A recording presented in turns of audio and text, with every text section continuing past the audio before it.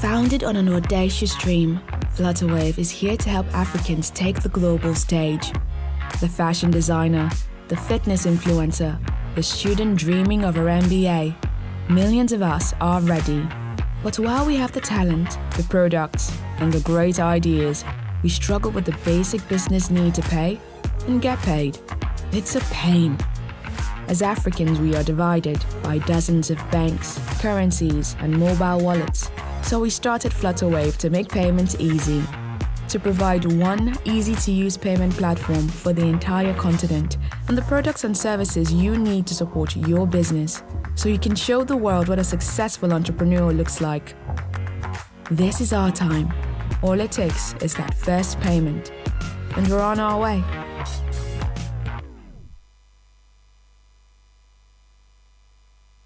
As Nigeria evolves from the conventional brick-and-mortar structures on the journey to better financial inclusion, it is important to recognize significant milestones and highlight the role of policy innovation, data, and technology in achieving greater inclusion for all Nigerians. Nigeria is proud to host its maiden 2022 International Financial Inclusion Conference on the 24th and 25th of November 2022 at the Transcorp Hilton Hotel, Abuja, the first of its kind since the launch of Nigeria's National Financial Inclusion Strategy in 2012.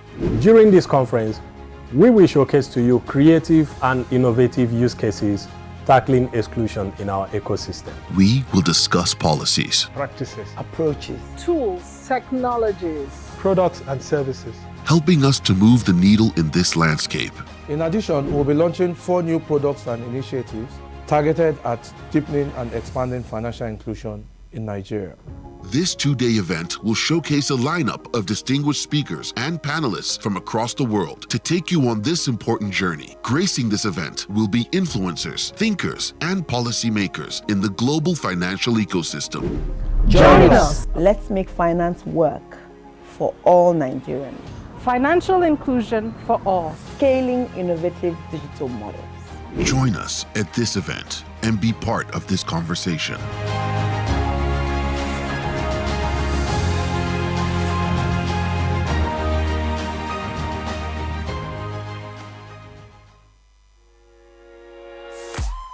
Founded on an audacious dream, Flutterwave is here to help Africans take the global stage. The fashion designer, the fitness influencer, the student dreaming of her MBA, millions of us are ready. But while we have the talent, the products, and the great ideas, we struggle with the basic business need to pay and get paid. It's a pain. As Africans, we are divided by dozens of banks, currencies, and mobile wallets. So we started Flutterwave to make payments easy, to provide one easy-to-use payment platform for the entire continent and the products and services you need to support your business, so you can show the world what a successful entrepreneur looks like. This is our time. All it takes is that first payment, and we're on our way.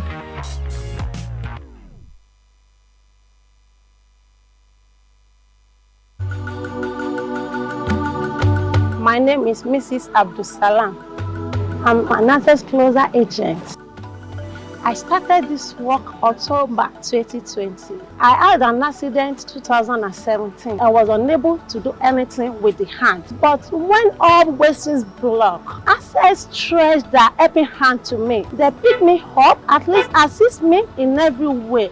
And I thank God today, here I am today, doing well in my business. At least to my family, I am a support to my husband. To my kids, I'm also a support to them. In this community, I'm also a support to them through Access Closer. Thank you, Access Closer. I'm really grateful. Access Closer from Access Bank. You can now send money, withdraw money, pay bills, and open an account without leaving your neighborhood. Search for Access Closer agent on your Google map to find an agent closest to you. Access, more than banking. Emergencies happen when you least expect them to. It gets worse when you are cash strapped.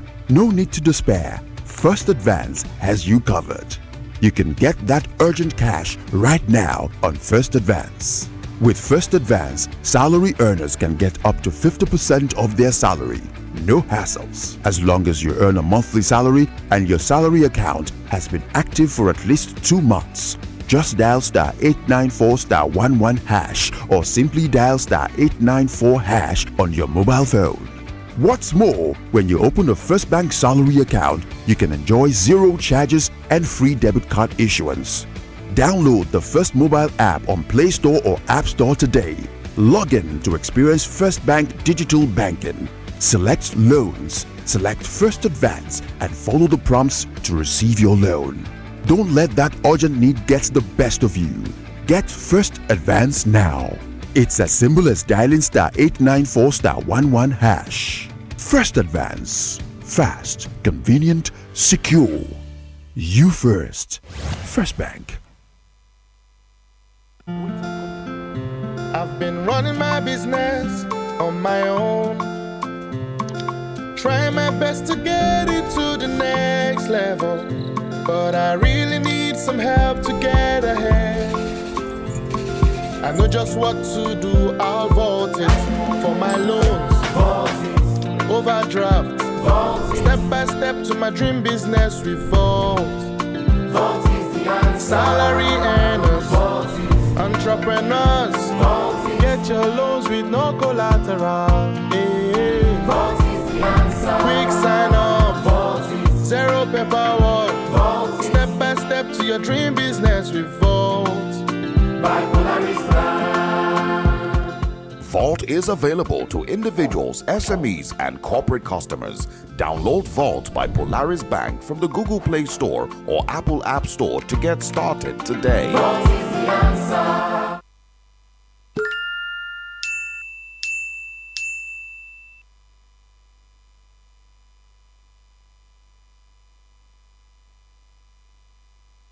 Set I want.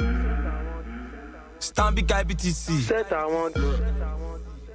909. I want. Artist Wallet. Gigi. Stanbic IBTC. Gang. 909. Gang. Whoa, it can be. Gang. When you use 909. Gigi. Send money via 909. Gang. Buy airtime via 909. Gang. Sub data via 909. Gang. Pay bills via 909. Gang. That's the 909 hash. Gang. 909 is the gang code. Gang. Dial up now with all phones. Gang. Use Artist Wallet if you want code. Set I want gang, gang, gang. Gang. 909 gang. Gang. Pay bills gang. Gang. Account opening gang. Set I want loan approved gang. Send me your account number gang. Credit alert gang. Gang, gang, gang. This gang is your short code. Dial star 909 hash to join the gang today.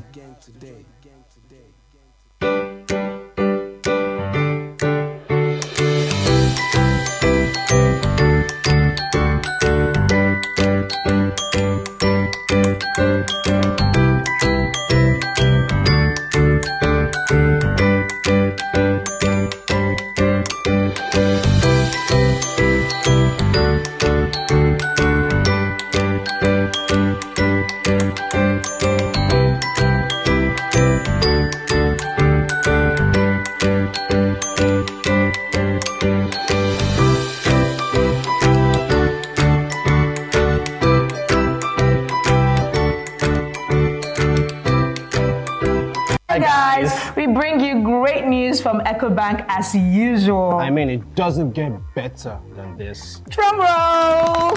Express Point app. It's an amazing way to make extra money on the go on your mobile phone. Ask me how. How? Ask me how. How? Well, the app allows you open accounts for people, and each time you open accounts for people, you get extra cash, extra moolah. It's that simple. Express earnings. And that's not the only thing that you can do with this app. You can totally do bill payments, cash transfers, withdrawals, cash deposits, and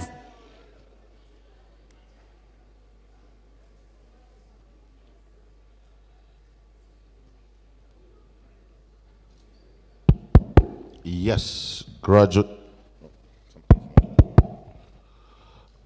getting set for commencement of day 2.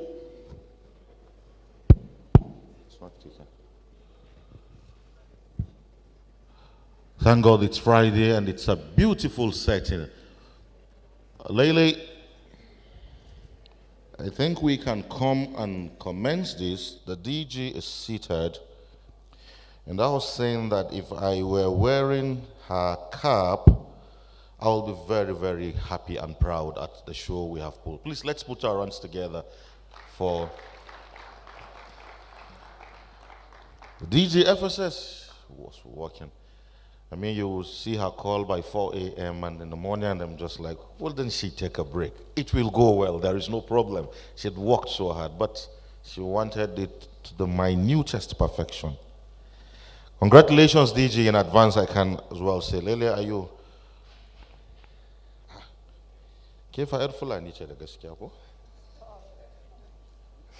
Yeah. So, you love to have this hand mic. Thank you, Mohammed. It's great to be with you again today. So it's day 2, Lele, day 2 of this International Financial Inclusion Conference, Abuja 2022, from Nigeria to the world. The one, without a doubt, was impressive. And I think that's an understatement. What do you think? I think that's definitely an understatement. We definitely put Nigeria on the map. We could see from the online participants in the room, everybody was excited to be speaking about financial inclusion. And you were telling me it's ending all too soon. Maybe we could extend it one more Maybe day. a day or two. I don't know. Maybe a day or two, right? We'll talk to the DJ about maybe next edition. We'll see about making it a week-long event, right? Yes. Then we will have 100,000 participants from all continents. From all continents, yes. Distinguished invited guests, ladies and gentlemen, a very warm welcome to you to day 2 of this conference. And this conference, it's part of the strategies for promoting deeper financial inclusion going forward. We're very proud as Nigeria to bring this to the world. We want to commend everybody who has been a part of it from yesterday, indeed prior to. It is very clear that the thinking that went into organizing this is first class, but the execution was even more superb. My name is Mohammed Aruna, as always, together with my Erfulani, Lele, Balde, the Lioness of Teranga. We will be piloting proceedings this morning.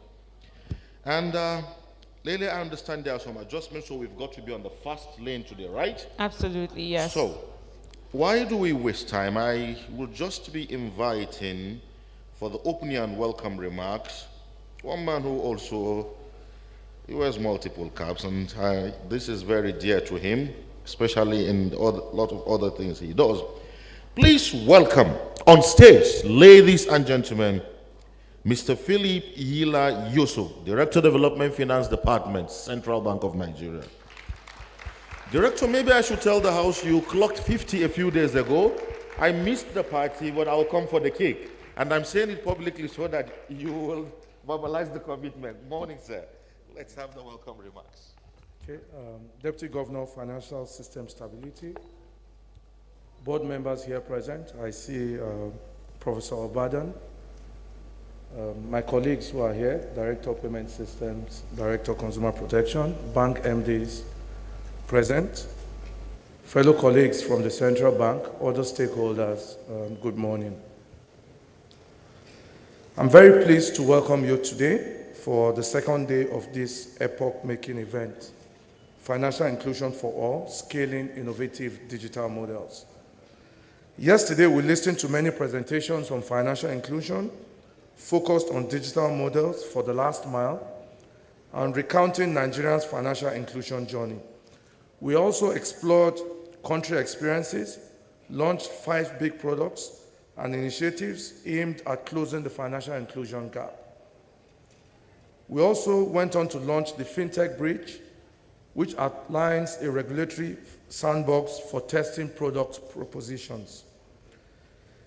The FinTech Bridge is a collaboration between Central Bank of Nigeria and our colleagues from Central Bank of Egypt.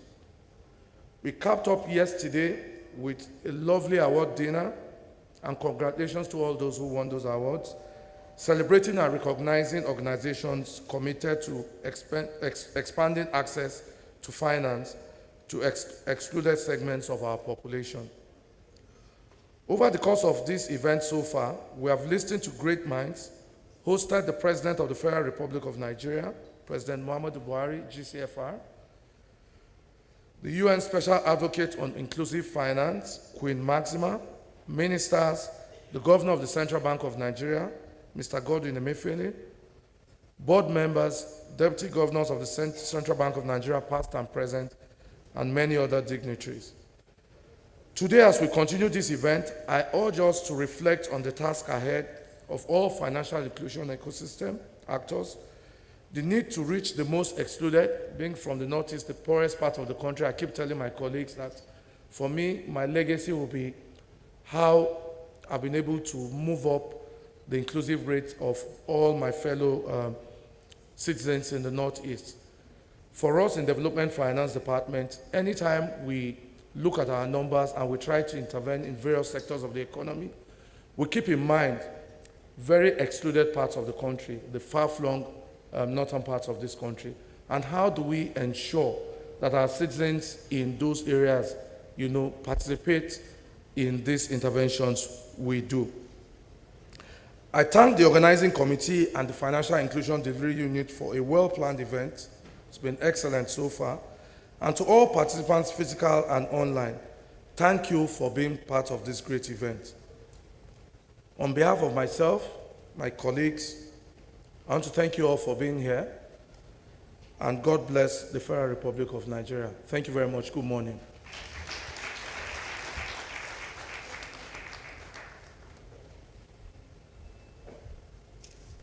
Let's put our hands together one more time for Mr. Philip Gila Yusuf, Director, Development Finance Department at the CBN.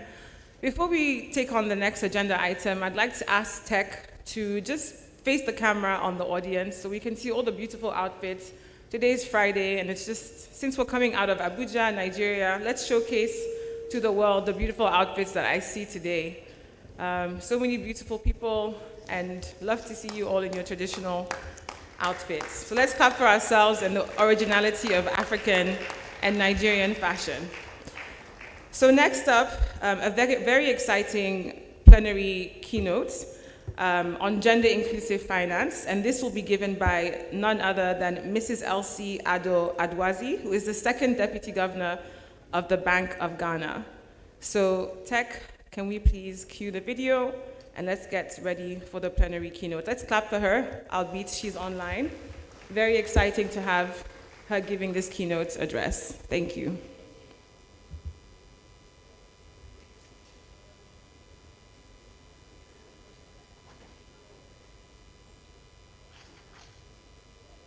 Am I online?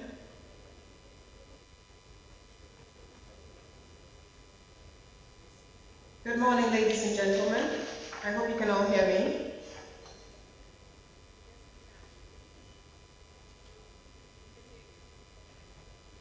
Great.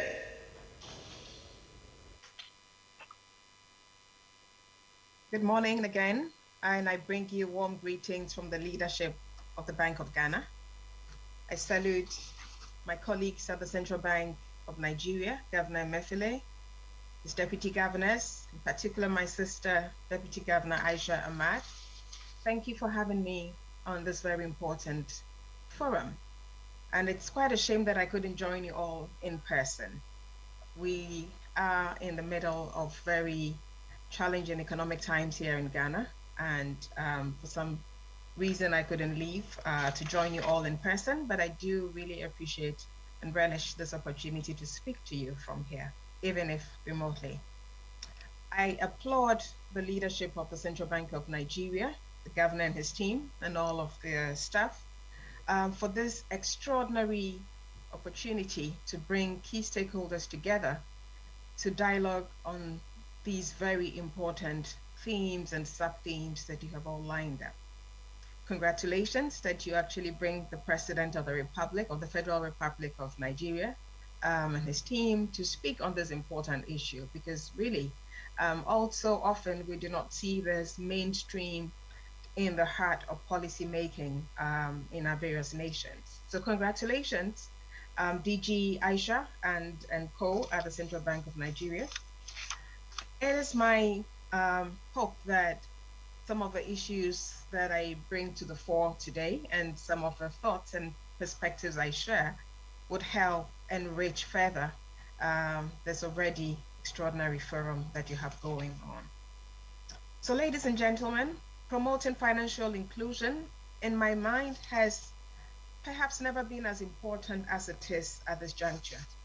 Since the onset of the COVID-19 pandemic and its attendant socioeconomic fallout, particularly on households, businesses, and communities that already lacked access to finance, and as a result had nothing to fall back on when this huge and massive shock hit them in 2020. Post-pandemic, we have also seen the Russian-Ukraine war bring in its wake rising poverty levels, high levels of inflation unprecedented in certain parts of the world, and really new levels of poverty even in some of the advanced economies.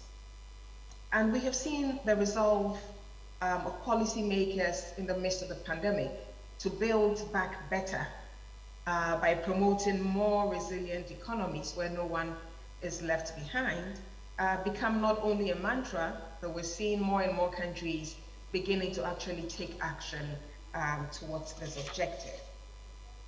So as hard as the aftermath of the pandemic and the war on Ukraine has been to our economies, particularly even in the region, sub-Saharan Africa, we have also seen that the pandemic brought about some positives. It accelerated the adoption of digital financial services, which then presents a huge opportunity to extend much needed financial services to the previously underserved and underserved populations in our developing economies in a way that's more cost effective, more efficient, and more convenient for these segments of our population.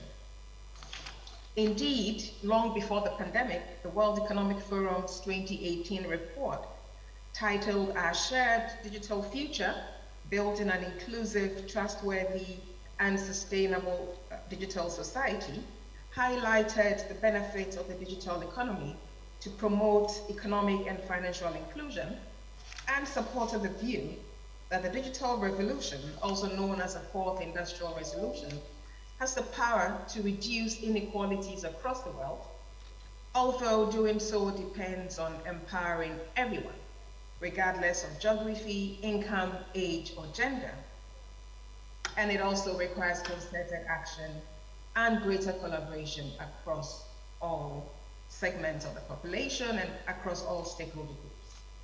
According to the GSMA State of Mobile Internet Connectivity 2020, mobile connectivity continues to accelerate the objective of digital inclusion, as well as drive increased connectivity, with almost half of the world's population now using mobile internet.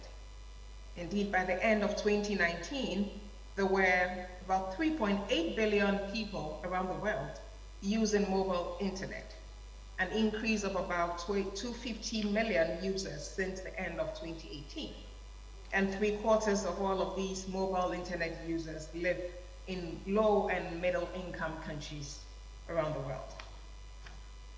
Ladies and gentlemen, the World Bank's 2021 Global Findex report, under the theme Financial Inclusion, Digital Payments, and Resilience in the Age of COVID-19, highlighted some of the existing gaps in financial inclusion, but at the same time amplified the significant strides being chalked in access to finance around the developing world, thanks largely to the onset of digital financial services.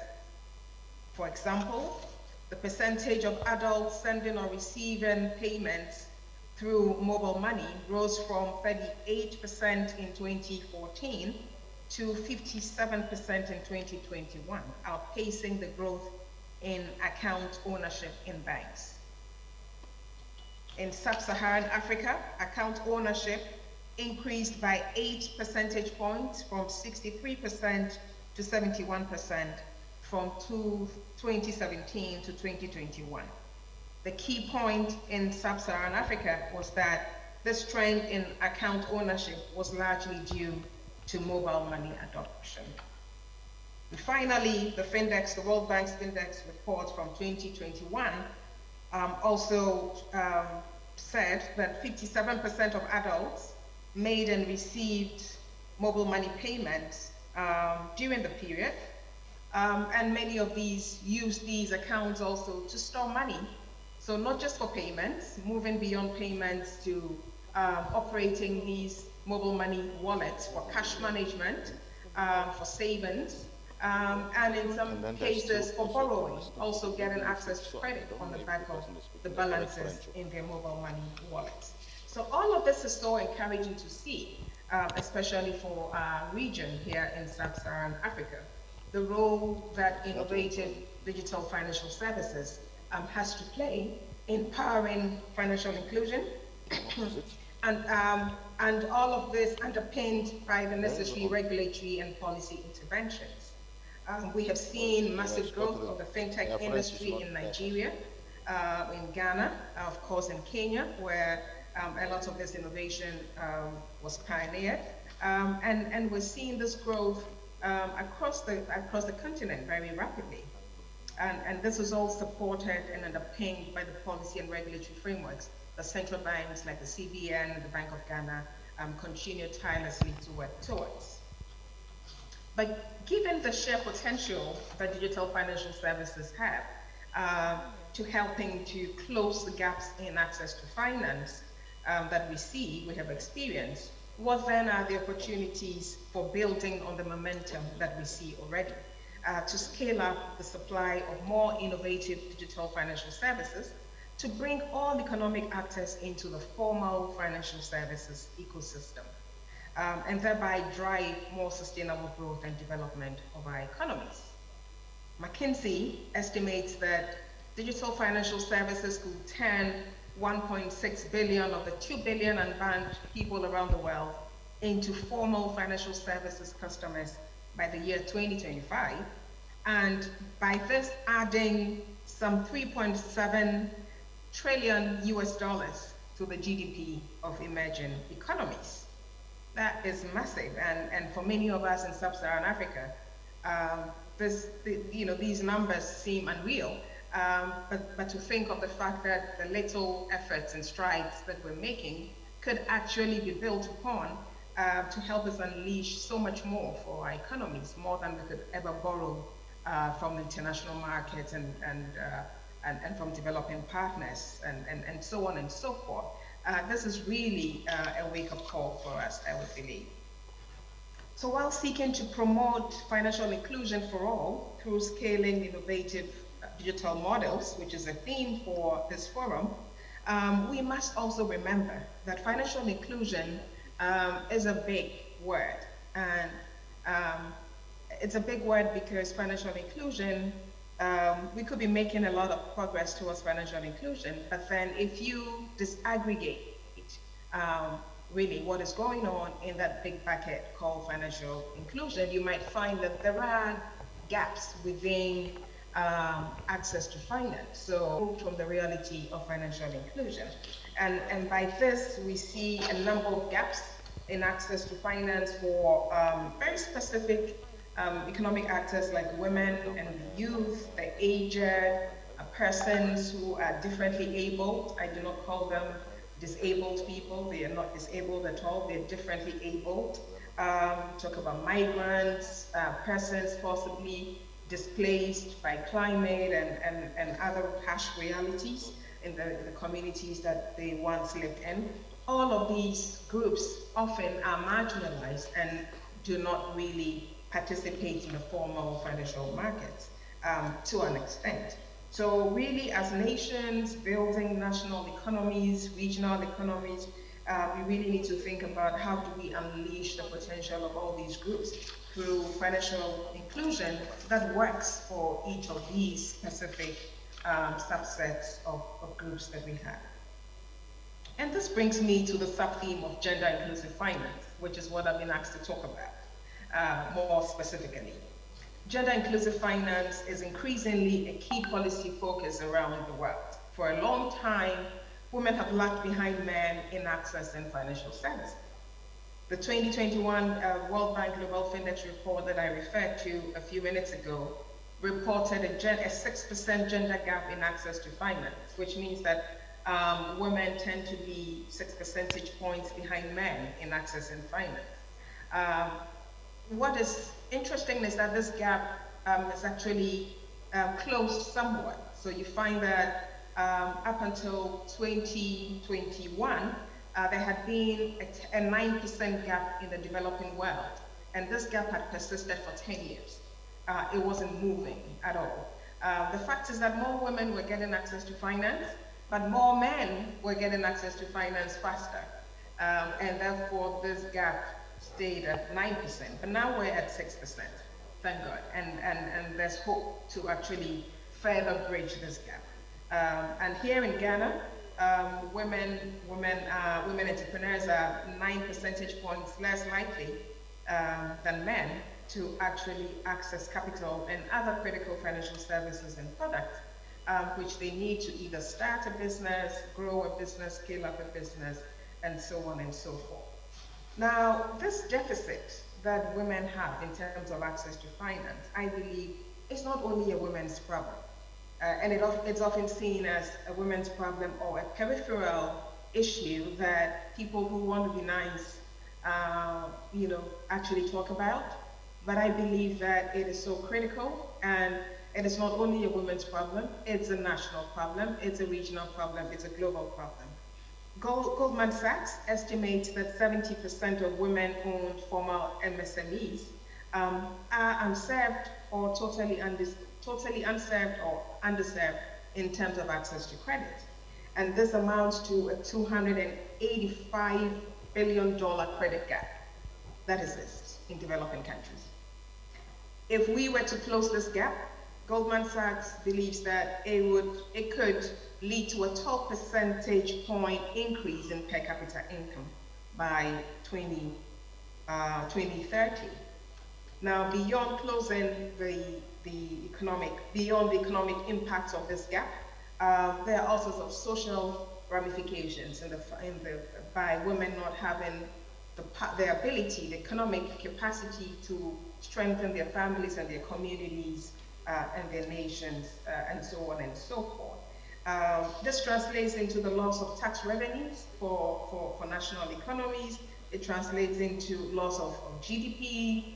It translates into additional debt that government needs to raise to be able to meet its funding requirements, and so on and so forth.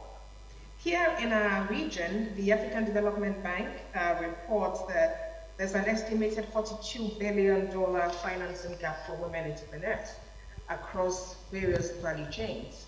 And that in fact, only 20% of women in the region are able to access funding, long-term financing from formal financial institutions.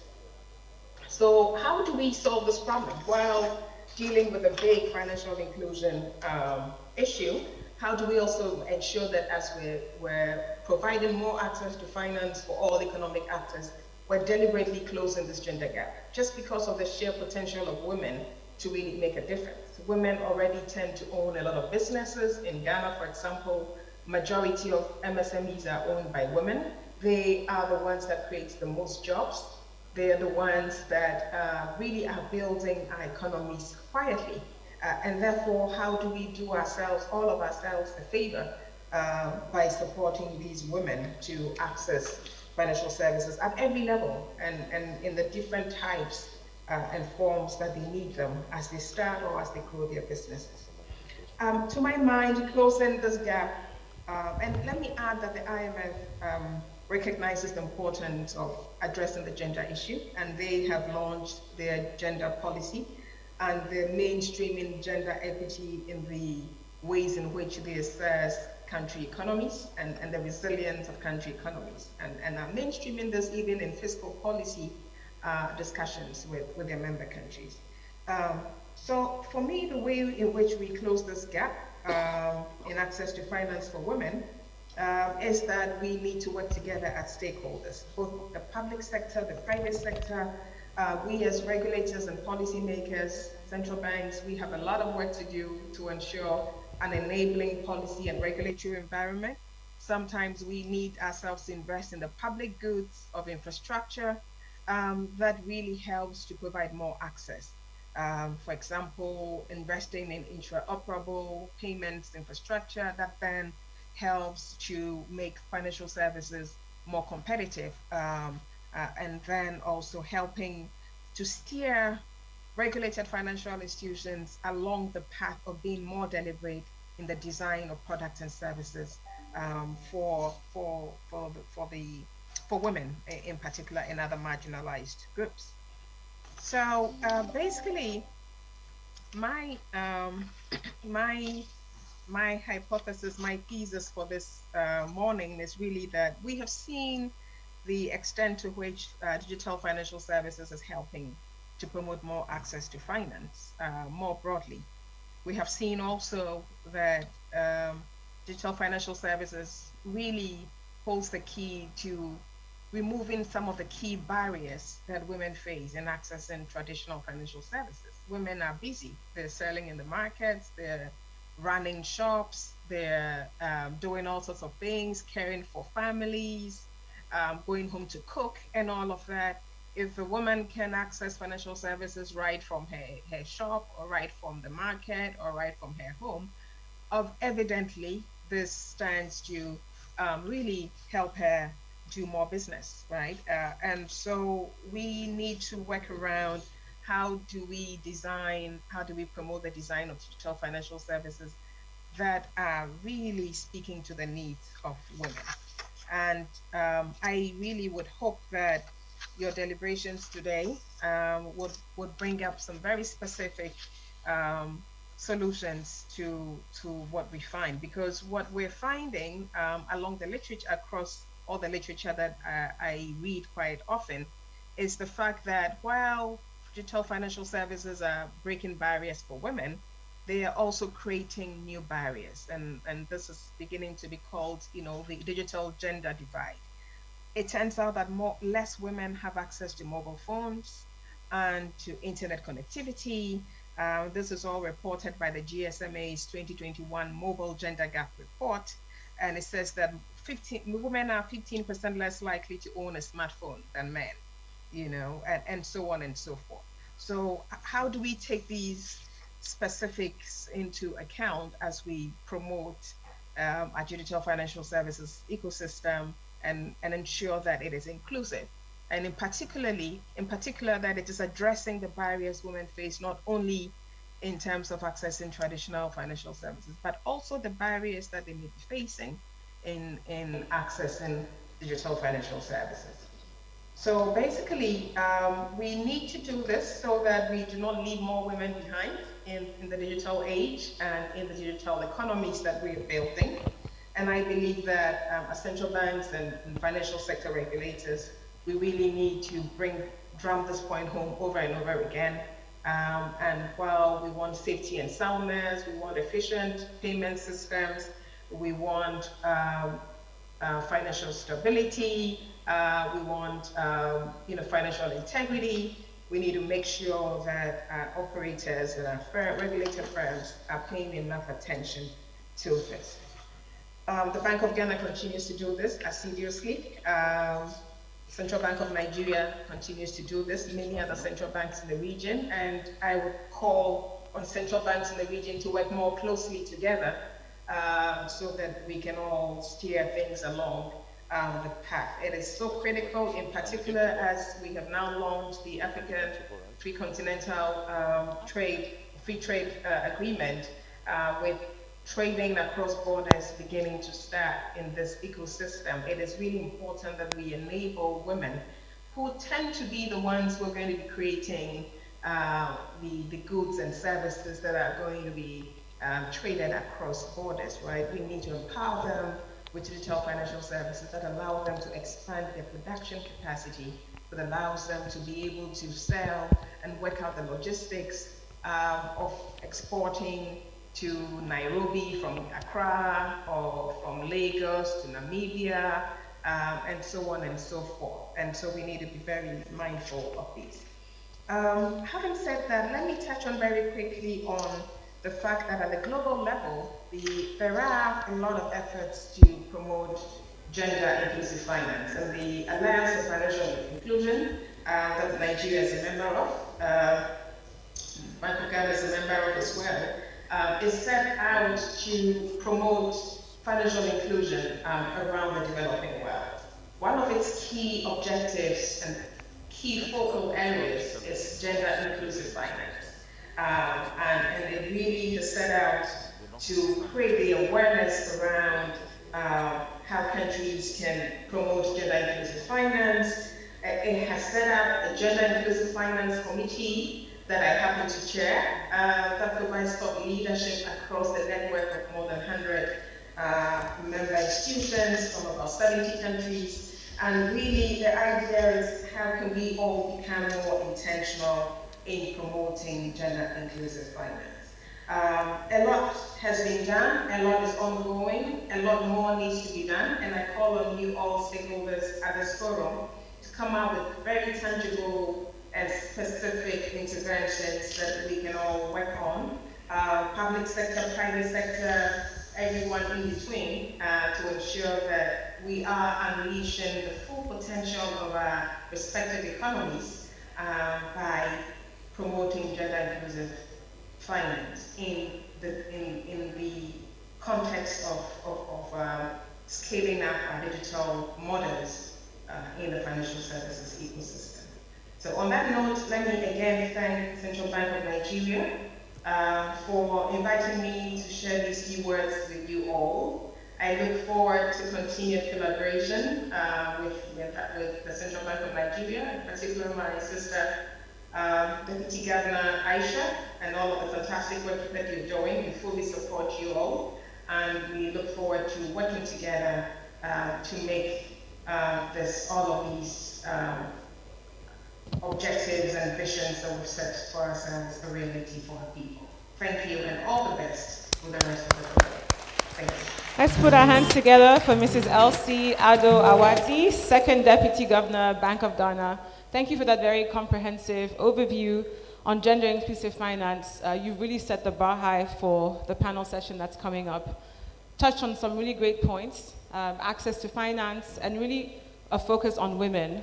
There's no reason why 50% of the world population should be excluded from formal financial services. And it's everybody's responsibility to ensure that women are not left behind. In the audience, we have men and women, he for she champions. We need you to be there for us and to support women, specifically micro entrepreneurs and those that live in very far away places that don't have access to banks and financial services. So thank you very much for that wonderful keynote.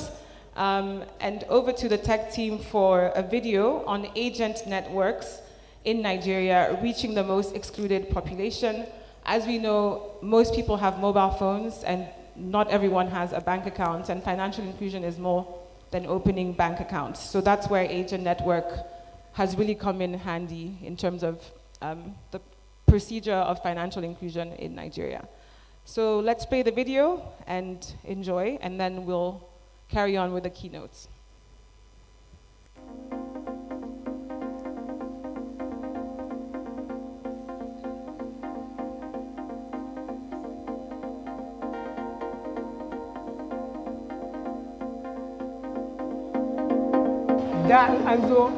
Before now, customers used to come to my shop and make purchases, but because there was no POS available for them to use, I end up losing those customers. So I had to make inquiries on how to get a POS for my agent banking business. So since then, I applied for Accelerate POS for the agent banking, and after I got the POS, customers have been coming to my shop. I am able to attend to them effectively. There are no issues. I am happy, and then my business is also making progress. Before I entered into agents banking, I was doing engine oil and electronics. Before I now moved into the agent banking 2017, I thought that people will come and withdraw money and money will disappear. Bank will not pay them back. So it makes me, I will just be afraid. How can I put money and I will not see it? But it's not what it is, as I thought. Agent networks in Nigeria are central to the efforts aimed at expanding and deepening financial inclusion. In 2019, the Shared Agent Network Expansion Facilities, SANEF, an initiative of the Central Bank of Nigeria, CBN, and the Bankers Committee, was established to build out agent networks with a target of 500,000 agents by 2020. Prior to 2019, when we were set up, the banks came together and they decided to have a shared agent network. They realized that they didn't have enough branches, especially in the rural areas, to reach out to the financially excluded. So they were operating on this on a ad hoc basis, and then they decided that, we needed a company to focus on this. Hence the establishment of SANEF in January 2019. Through the shared agent network, the SANEF, what we did was to say we will try and have what we call agents banking. What does that mean? That notwithstanding the fact that you don't have a bank, a brick and mortar location in a place, but that there should be people who will be identified as agents. With the aid of POS, maybe there are petty traders in various villages that can open or transact banking business without necessarily operating within the four walls of a bank. I must say that under the SANEF initiative, we've had the most progress in expanding financial access points in the areas that previously, either due to some of the conflict in those areas or for other reasons, did not have enough financial access points. We offer capacity building, we offer access to finance, reliable credit that they need. We offer access to markets, because everywhere you have an ecosystem, you can sell into that ecosystem. We support providers that create platforms for these agents to learn and to sell. And one of the platforms we have for financial literacy is the Sabi Money platform, which we implemented for financial literacy. People could go there and learn and be educated. We train the trainers from that platform, and then they are able to go to those locations and those priority areas to deploy this, training to other people. We also have what we call scaling the capacity of farmers. From the Development Finance Department here, we do what we call, MSME, micro, small and medium enterprises funds that we use, and all of these intervention programs also help us to onboard people. So the NFIS strategy by CBN did require that we have 476 agents per 100,000 adult population in all the states. So today I'm happy to say that we have much more than that in 35 states.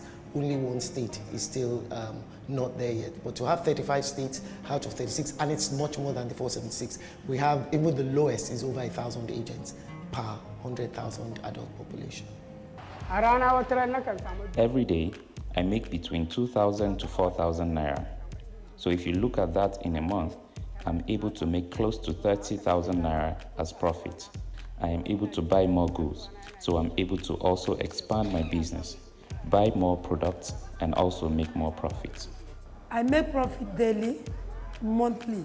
It helped me to the extent that I open another location, which I employ people and I pay them monthly. It helped me in my family, it helps me on my personal needs that I can afford without even bothering anybody, no matter how little it is, because I have income coming in every day. The future is very, very bright. We're very confident that we would meet our target of 95%, and in the process create lots more opportunities for Nigerians, not just to be included financially, but to build and to live productive, independent lives.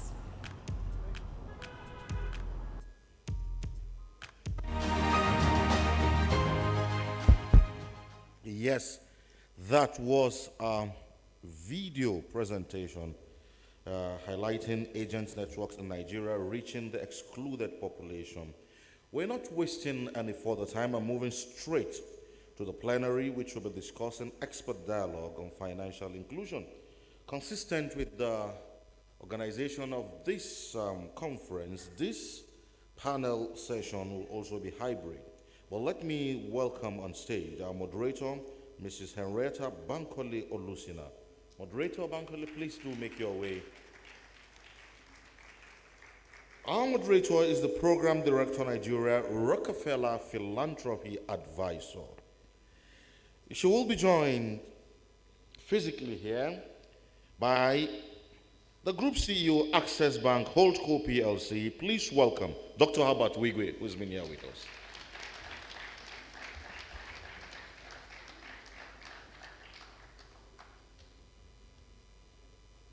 So, Dr. Wigwe is seated there, but I suppose since it's just two of you, you might wish to have a closer conversation, right, sir? So you could just be seated close to her. Yes, welcome, sir.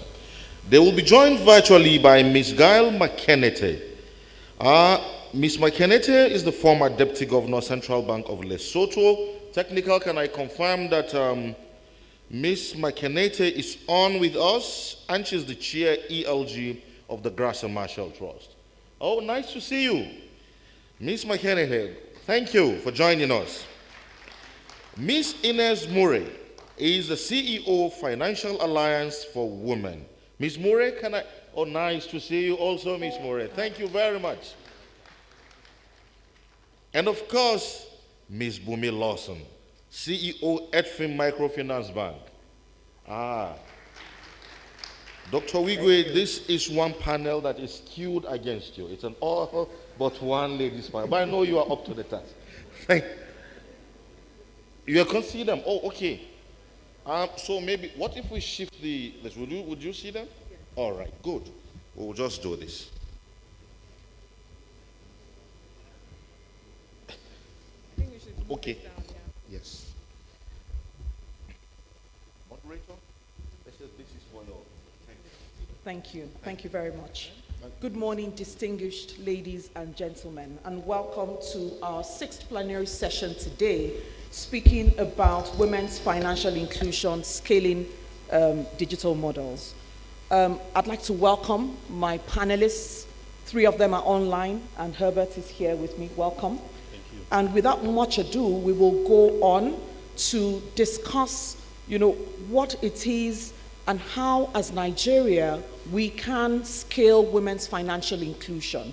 So we know that financial services, whether it's payments, savings, credit, insurance, pensions, or investments, are a cornerstone for development. We're all agreed on that. And evidence does show that households and businesses that have access to financial services are better able to withstand financial shocks than those that do not.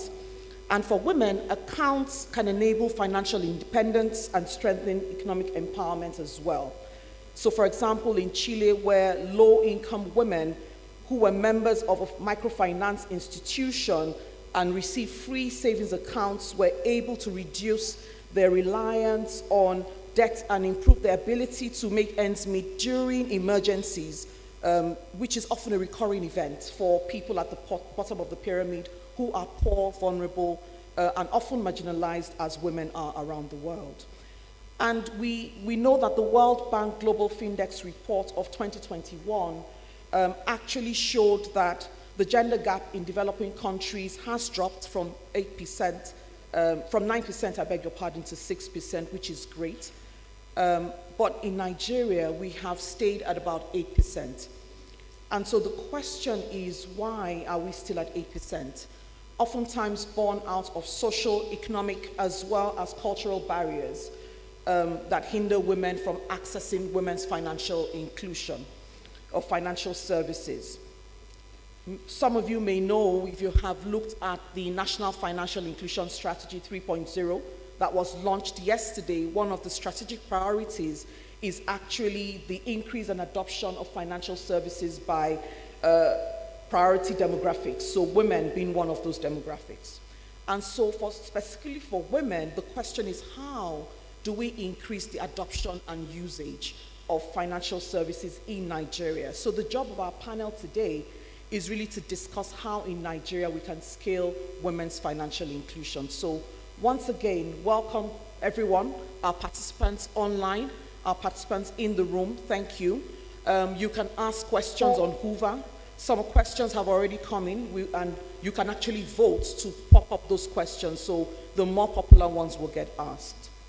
But I'll start with Bumi Lawson. Bumi, how can we solve the problems and challenges of social gender norms to resolve the issues of women financial inclusion? Bumi. Thank you very much, Henrietta, and good morning to everyone, to our guests and our co-panelists. It's good to be here. I wish I was there, actually physically in Abuja, but family emergencies prevent me from being there.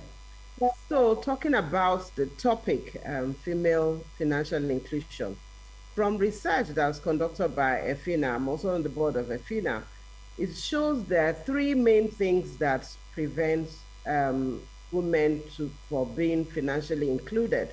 And that is a lack of income, a lack of education, and a lack of trust in the financial system.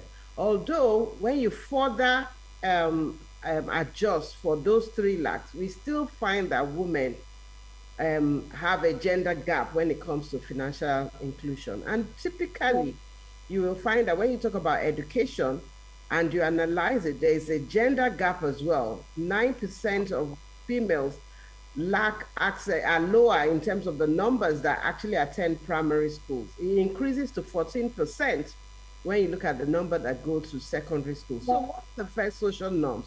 Is enabling the girl child have access to education. The second is increased income. What work is it that women are doing? Instead of doing, how are we earning income? So if more women are made housewives or working at home, looking after our children, they may not have the income to be able to open bank accounts. So that's another thing. And then generally lack of trust in financial services. How are financial institutions taking their products and designs to women? One example that I normally talk about is when a woman gets married and has to change her name. The hassle that you have to go through to do that also creates a barrier. Even my daughter, she's a master's graduate, has a master's degree, and recently got married, is still trying to change her name in a bank. Why can't the marriage certificate, which is legally recognized, be enough? They ask you to go to publish it in the newspaper to swear that your name has changed. Some people still continue to ask for court affidavit. But by law, the marriage certificate in itself should be enough. So you just tender that to the bank and they change your name. But if you can't do that, and we have social norms where the husband is insisting that the woman's name must change, then you find that those also create barriers. So how are we designing our products so that they encourage more women to have access to financial inclusion? Digital technology provides access. How are we sharing that information? How do we use, is it a user-friendly interface for women to be able to open accounts? So those are some of the things that I feel that in the immediate we can do to actually increase women's inclusion in the financial services industry. Thank you. Thank you very much, Bumi. A point you made is how are we using data to actually improve the products and services that are being offered to women specifically. So I'll just go to Ines. Ines, how does research and data evidence play a role in enabling innovative policies, financial products and services that will reach this financially excluded women in the last mile? Ines. Thank you, and thank you so much to my colleagues at the Central Bank of Nigeria, and in particular Deputy Governor Aisha Ahmad, for inviting me to speak, and apologies for not being able to be there in person today. And so we are a network of financial services providers around the world, including Access Bank and FCMB in Nigeria, that are offering women a comprehensive value proposition that include access to finance, information, education, networking, and also some supplier diversity programs to get them on board into the supply chain of corporations. And so what we talk about really is the business case for the women's market, because essentially we are still, even though we're 51.5% of the global population, we still have to make the case that we're a viable market to serve. And this is, I think, particularly peculiar in sub-Saharan Africa, where women are actually, as the Deputy Governor of Ghana mentioned, doing the lion's share of the work in terms of SMEs and so on. But the business case is very clear, right? So women are controlling $216 trillion worth of global wealth. They make the majority of decisions in households about where to bank, and indeed are the chief purchasing officers in their households for all other products and services. When we look at the fintech, and as was alluded to earlier, the potential of digital financial services to really close the gap in access, we're seeing a gap in fintech usage about 3 to 4 times greater than the gap in access to a formal financial account. And so we're looking at, for every 100 men using fintechs, globally, 72 to 73 women are using fintech. So why is this the case? Well, we did some research, which is where the data comes in, into talked to a sample of 178 fintechs globally. And indeed, their attitudes are reflective really of the incumbent sector as well. First of all, they're largely unaware that there is a women's market. The vast majority don't size it or track it in terms of their key performance indicators. But it did find that for those that do track performance indicators by the gender of the customer, that the business case is compelling. 64% of them found that female customers have similar or higher usage rates than men. And likewise, the lifetime value, which is a key metric, is indeed similar or higher for women. So we set out then to understand the business case in terms of looking at the sales funnel, which is a key analytical framework that fintechs use to basically design their business. And what we found was that if there was equal representation at each stage of the sales funnel, that fintechs could increase their revenues by up to 70%.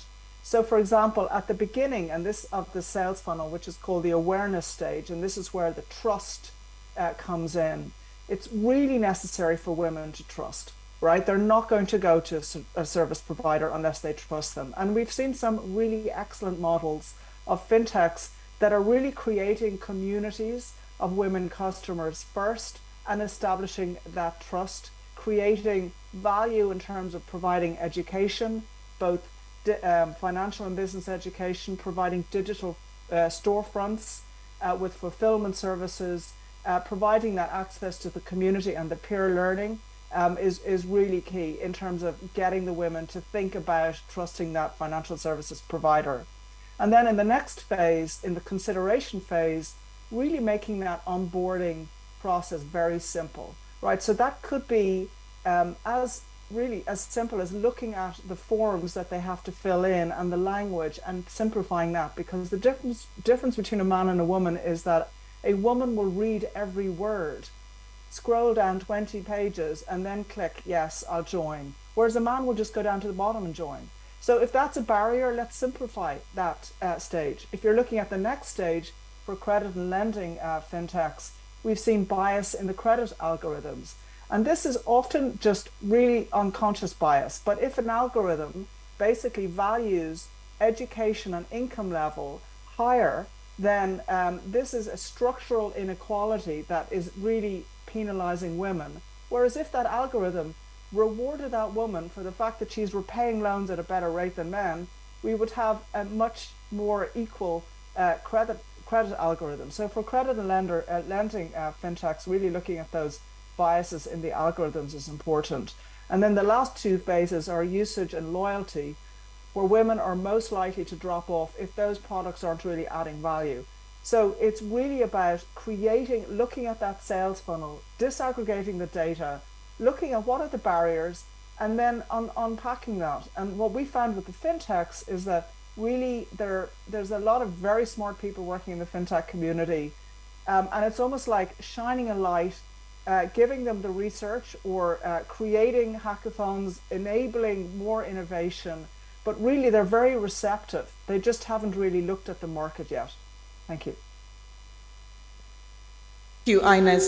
I think one key takeaway is use the research to actually build the business case and use that to also build a methodology for innovative models that will help even across the value chain and actually building even the products as we go. Thank you very much. I'll go to Gail now. We know that receiving payments into an account is oftentimes a catalyst for use of other financial services, whether to save, to borrow, or store money for cash management. So my question is, what promise does digital financial services have, or fintech solutions hold for improving women's financial inclusion and enabling them to participate in and shape economic growth and development? Gail. Thank you very much, Henrietta, and I'd like to say thank you to DG Aisha for inviting us to this very important session. And I must say also that DG Elsie's presentation really set the tone for much of what we are all going to say. So I think that was a very important intervention by DG Elsie. So DFS and fintech solutions hold a huge promise for improving women's participation in shaping the economies of our different countries. Studies, and a lot of them have already been made reference to, but I will make reference to the Finmark Trust across our countries. They show that financial inclusion is improving, and this has already been attested to in recent years, and also since the advent of the COVID-19 pandemic, which restricted a lot of our movements. So women are now more financially included than before, and they are able to participate in shaping the growth of our rural economies, and that's where most of our women are based. So trade is easily facilitated by mobile money transfers across merchants without having to use cash or traveling long distances to access our traditional banking services. It has also been established by the same Finmark Trust, and I think the other surveys already pointed to, that mobile phone ownership across our countries has significantly increased, and women's mobile phone ownership itself is quite commendable, though we would still say a little bit less than for men.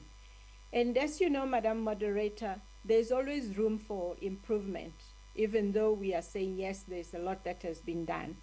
So whilst the uptake of fintech and DFS is rather significant, greater efforts towards financial literacy are required. And I have to point these out with my background from the regulatory point of view.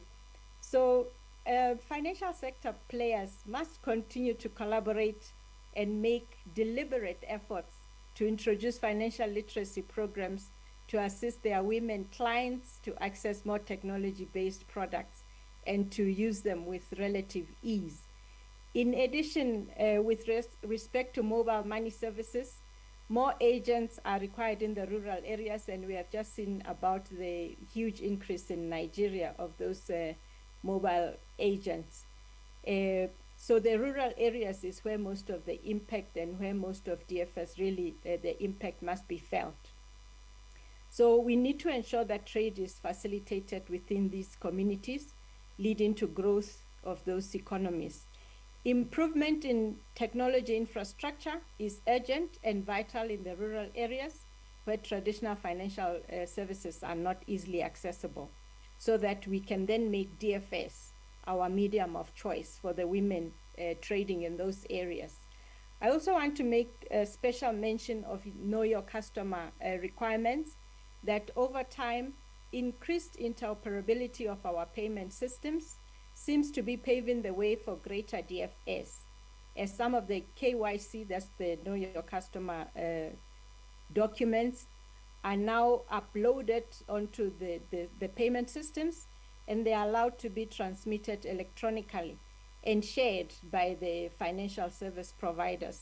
So this saves time, and it saves a lot of money for people to be traveling to submit these documents in person. And this then says they have time to spend rather on producing or even on their trade. So this is my contribution for now. Thank you, moderator.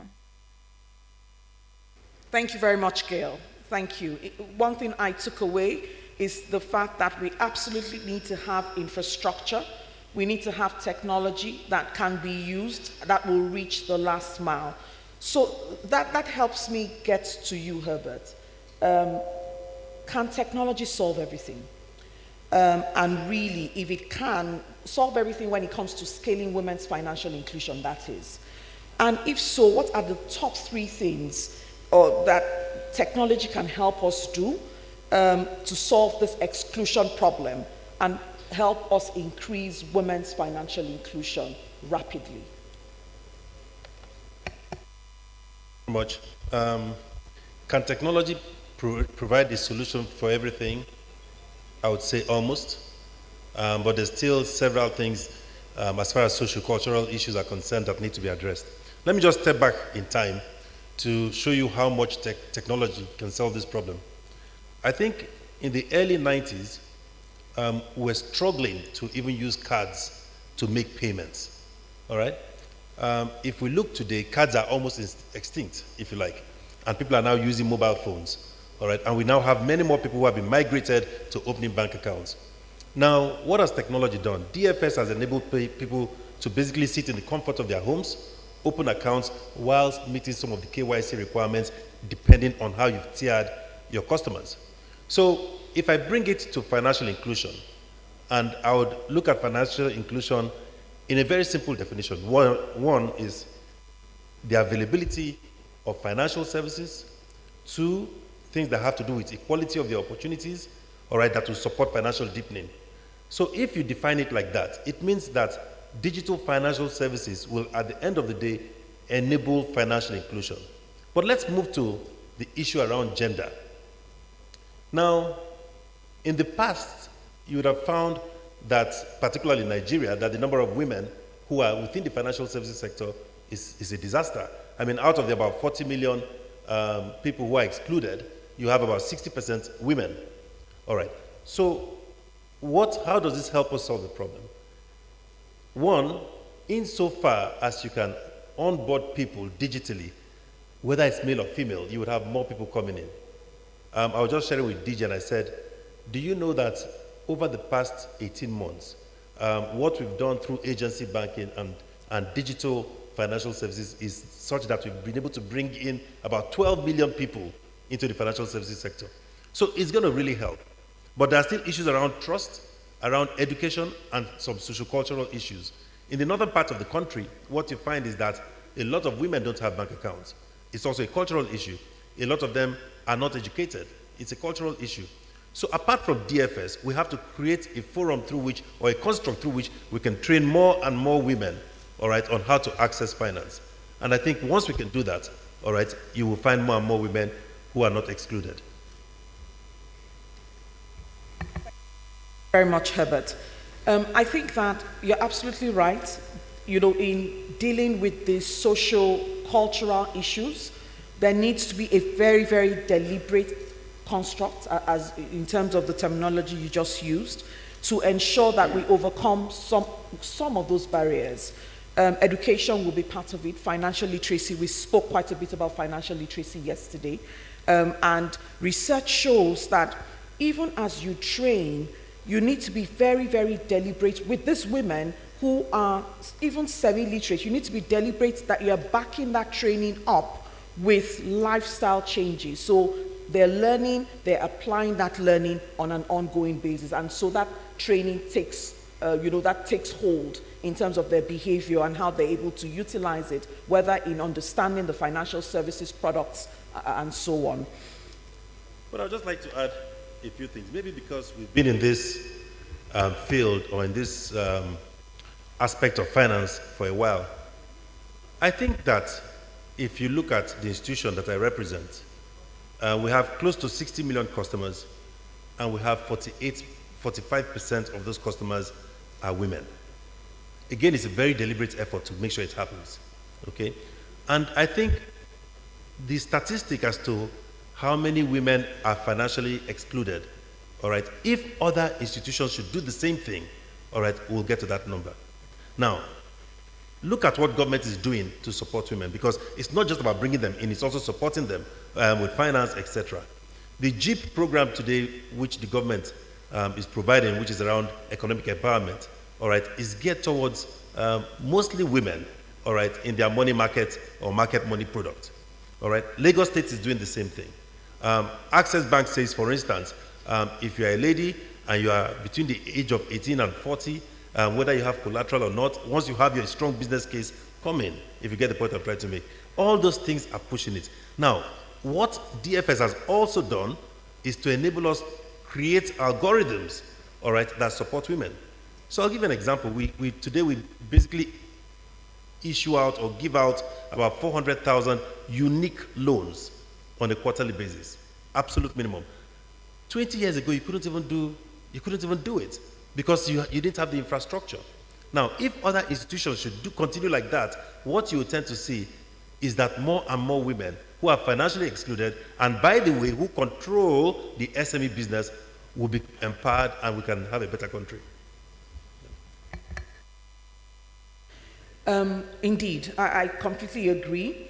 And I like something that you said around being very intentional, being very, very deliberate. So I go to Bumi now and I ask Bumi very specifically, how can policymakers and service providers facilitate this access that we speak about for appropriate tailored financial services that will build women's resilience for economic shocks? So beyond just opening the accounts, like we know that if they do not have if there's no economic viability, those accounts will become dormant very quickly. So how can policymakers and service providers facilitate access to appropriate tailored financial services that will help women's resilience for economic shocks? Bumi. Yeah, thank you very much, Henrietta. So there are three things I would want to propose. The first one is measuring impact. I was very happy when Dr. Wigwe talked about the percentage of women that have accounts. It means that they are tracking it. So there should be policies within each organization to ensure that they are tracking the number of female customers or clients that they have. And in fact, maybe even regulators to make it part of what is actually submitted as their monthly reports to ensure that they are tracking how many products, what's happening to the accounts, how many go dormant, what number of transactions go through each of those accounts. So I do feel that if things are measured, it gets done, So that's one thing that I feel that the policymakers and even organizations can do to track who is using their products. The second thing is to involve more women as decision makers in organizations. I do feel that having an understanding of how products are designed to meet women's needs, not that it belongs to only women, but I've found that where you have gender balance in an organization, you tend to be able to design products and provide services that actually address the needs of women. So that's one thing. And I suppose that maybe that's why this panel too has more, is gender imbalance and has only one gentleman in it. The last thing is about deliberate products for women. How do we design products that really target women? You understand? So whether it be insurance products that target women, that's, they have that insurance product for women. So whether it's, for instance, maternity coverage, whether it's for things that really affect women, enabling them to get education. Tuition loans can be targeted at women, giving an increased percentage or, to help women to go on to study, to primary schools and so on. So those are the three areas I feel that are immediate quick wins that regulators and even service organizations can put in place to ensure that they increase the number of women who use financial products. And some of the cultural norms are some of the things that we want to do. For instance, have scholarships for women so that more women have access to education.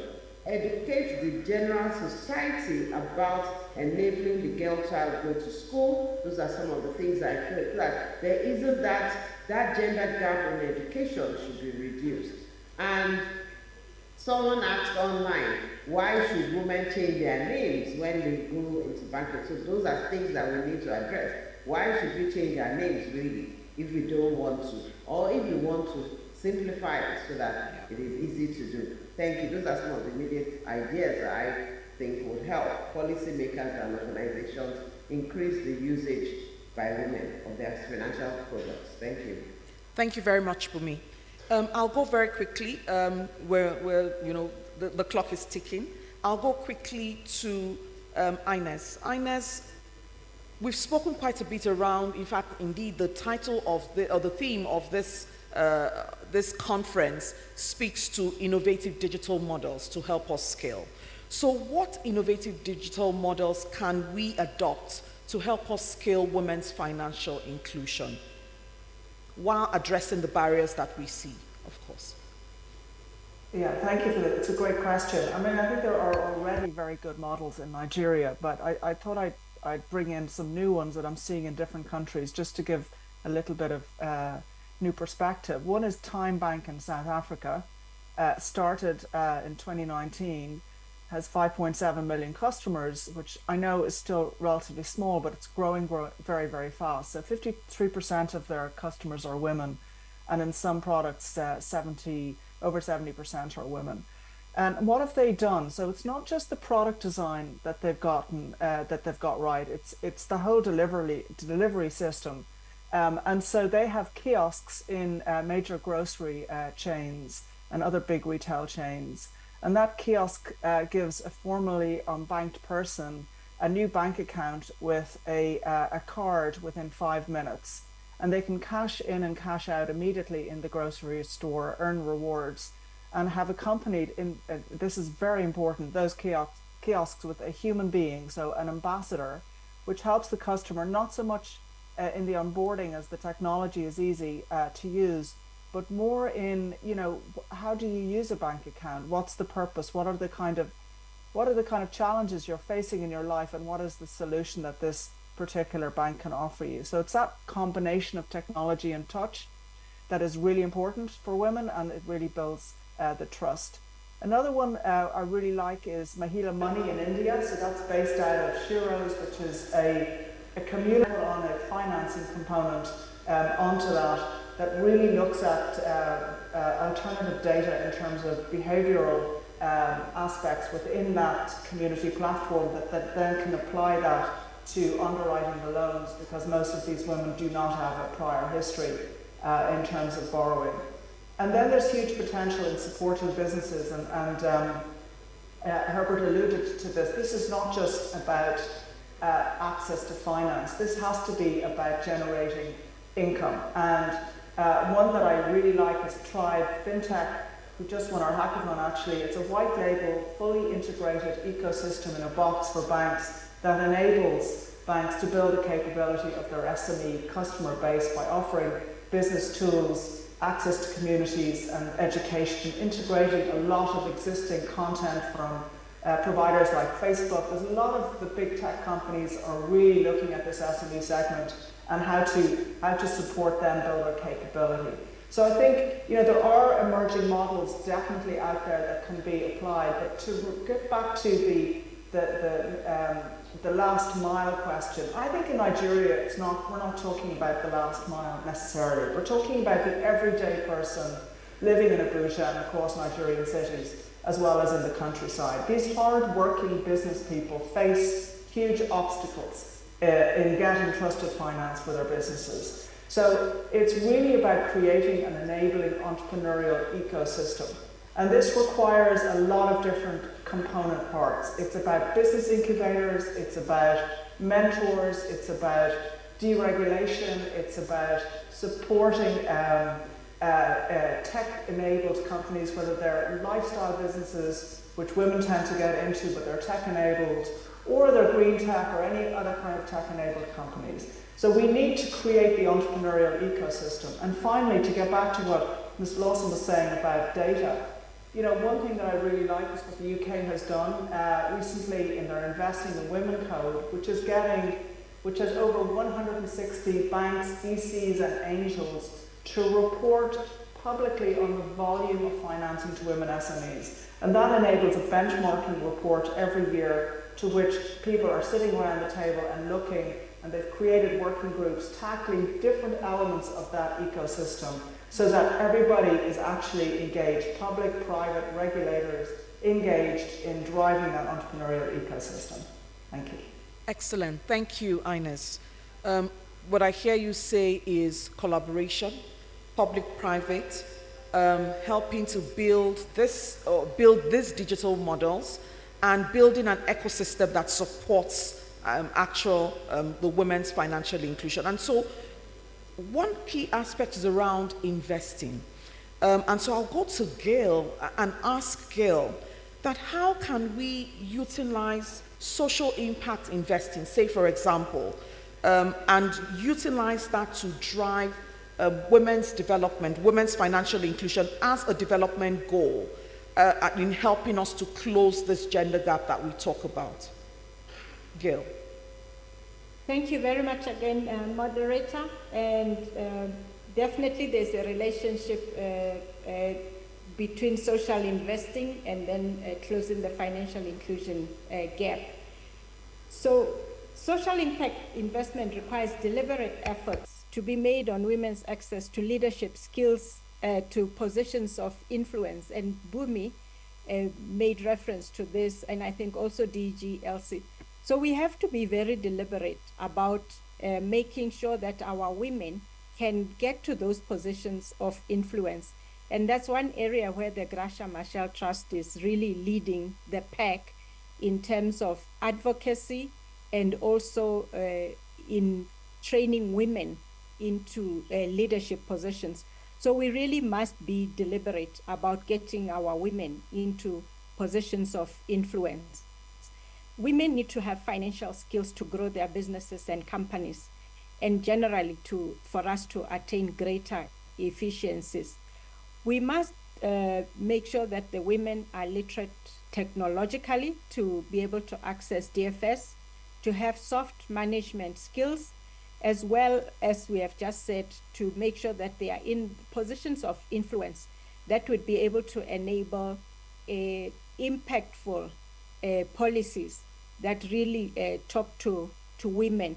So we have to bring in partners, the regulators that can enable us to make those policies that can remove those patriarchal laws, that can also make sure that we do have access as much as men do.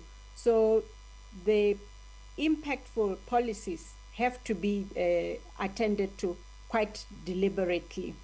And then those impactful investments intended to influence financial inclusion where it is at its lowest mean women. And we have also made the point already in previous questions as we were responding to them, that MSMEs are mostly led by women.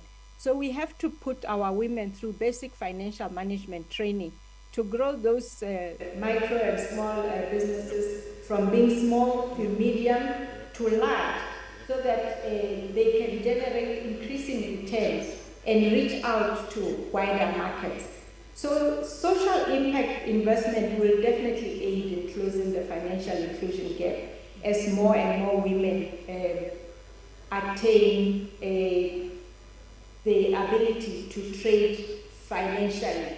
So this means that they would have more information on their hands to make the relevant and requisite decisions. Our financial service providers must be encouraged to ensure that women have the capacity to understand what products they are getting themselves into. Really, the point has just been made. We don't want to just sign. Where do I sign? Normally, a cross is put for you. The person helping you will just say, sign here. But actually, what you are signing to, you don't know. But we need to make sure that as we sign into these financial products, we understand what they entail so that we can really get the benefits out of them. that will enable us to reach out to wider markets, that will enable us to go beyond where we are currently trading. So social impact investment requires focused planning by our policymakers and community leaders, because the benefits will really grow into our economies. It is a very, very fitting developmental goal, and it must lead us to technology infrastructure penetration, to provision of electricity, our clean energy. Those are the kinds of things that we must be looking out for. Mobile phone access, internet in schools and communities. Really, these must be investments that are directed towards making a difference to our economies. I think I will stop there, Henrietta. That is my contribution on this one. Thank you. Thank you very much, Gail. Thank you. To Herbert, we know that financially excluded women are not a homogeneous group. And so clearly there's a need to understand these women, their differences, preferences, propensity to buy a product or even sign up for a product. So how do we develop the responses, whether from a perspective of policy, products, access points, that are not homogeneous and do not treat them as a homogeneous body? Thank you very much, Henrietta. First of all, like you said, it's not a homogeneous group. They differ in terms of education, trust levels, income, culture, etc. Now, for us to be successful in banking women properly, we have to take all of this into consideration and provide the nature of products required to support it. Now, I was listening to Gail, and my point is exactly what she said. The first thing is to train more and more and more women on bookkeeping, on accounting, etc. Now, once that is done, just the sheer competition happening within the industry will make sure that those women get loans. Now, when we started in 2006, what we refer to as our gender empowerment program, we were wondering whether the number of or the quality of the loan portfolio was going to deteriorate and all of that. Guess what? After training women, we did not even have up to 1% in terms of the portfolio that was given to them go bad. All right? And these women came from different backgrounds. We had women who were just coming into business, and we had much more sophisticated women who were teaching things that had to do with governance, succession planning, etc., etc. So you have to look at it in the context of the different women, but training will help deliver that solution. And once you do that, quite frankly, they are more easily bankable than even men. That is what we've seen. Great, thank you. Training will help us to deliver the solution. And so our time is fast spent. Just final thoughts. If we could do one thing, just one thing, what will that one thing be? In less than 1 minute, if we can pull it off, what will that one thing be to address and help us scale women's financial inclusion? Just one thing. I will start with you, Herbert. In my own case, I'll work with our regulators to stipulate a minimum in terms of the quality, in terms of the amount of loans that need to be given to women. Excellent, thank you. I go to Gail. I would say we have to seriously intensify IT literacy skills. We need to start at schools and then also make sure that into universities and things like that, IT literacy skills are definitely a must for every child. Excellent, thank you, Gail. Ines. I would say that I'm going to start at the basics, which is that we do need an accurate read on the on various KPIs in terms of who's accessing. We need sex disaggregated data reported automatically up to the regulator, and we need to use that data to drive policy. Thank you. Bumi, last word. Yeah, so I would say education. Increase access to education for women. Maybe create a scholarship fund for more girls and women to have access to education. Thank you. Great, thank you. I'd like to thank our panelists today for this very stimulating conversation around scaling women's financial inclusion. Thank you, our participants in the room and those online. This has been an interesting time. Thank you, everyone. Have a good day. Bye-bye. Thank you very much. Indeed, an interesting one it has been. The conversation, you say, it's has elicited lots of interest. Please, I'll be requesting you, Madam Moderator, and your only panelists to just be standing there, and I'll invite the DG FSS. We'll do the traditional honors, and let's have the gifts also. So, ushers? Yes, ma'am.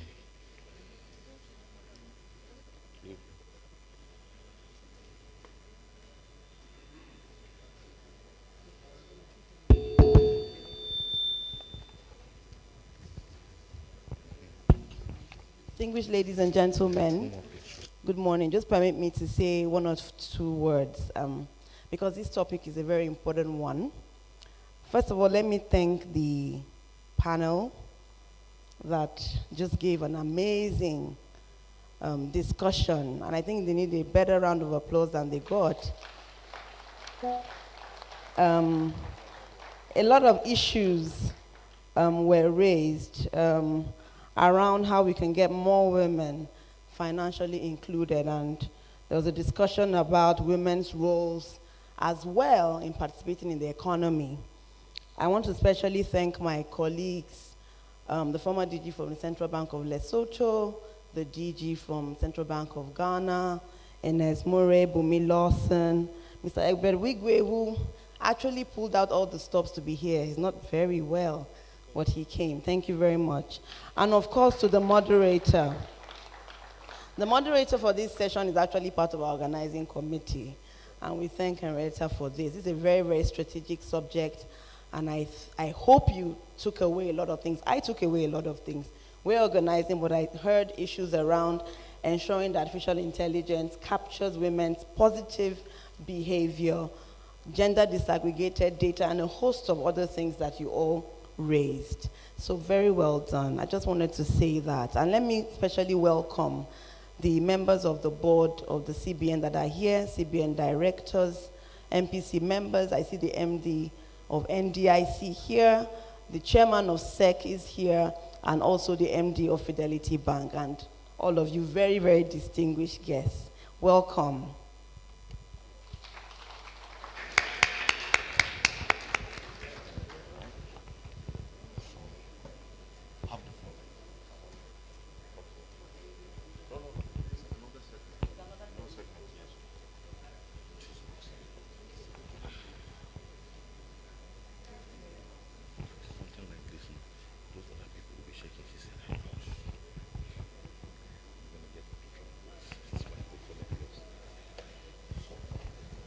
Okay.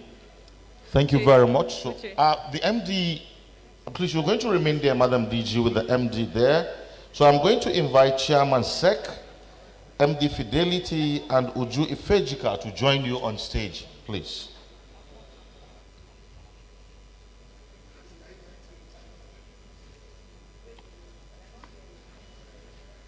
Hold on, Chairman SEC, MD Fidelity, Uju Ifejika.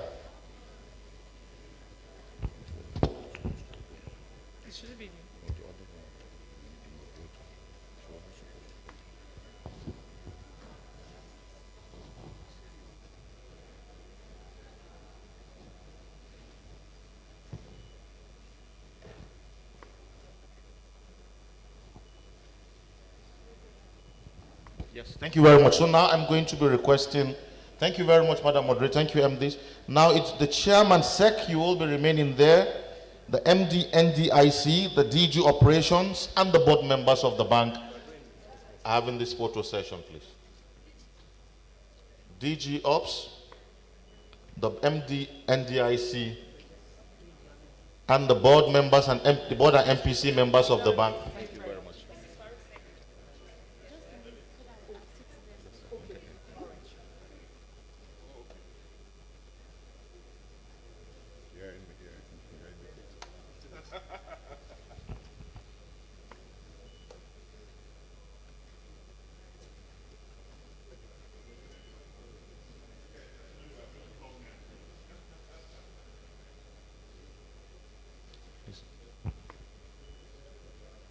Sorry, please make way for the board, photographers. The board members are joining them, so just allow. There's no stairs yet. This way? Oh, okay, it's this way. This I thought there was one. Maybe let's let them come down first and then.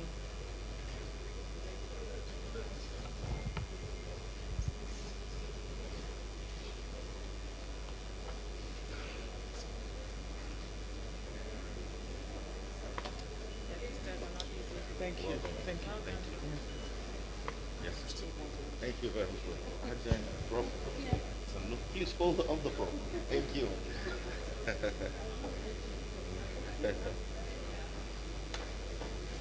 Rob, okay.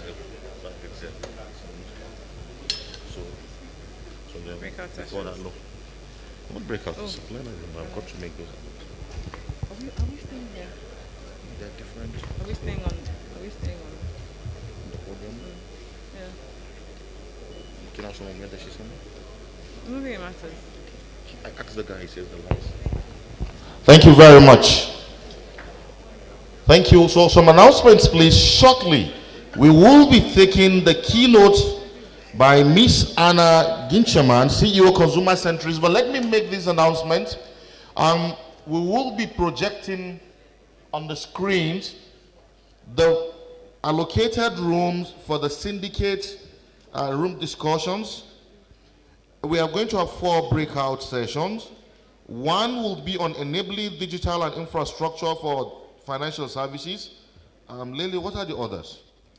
So the second breakout session for today would be emerging issues in data privacy consumer protection, and that's going to be in the Kano room. The third breakout is deepening digital financial services adoption and usage.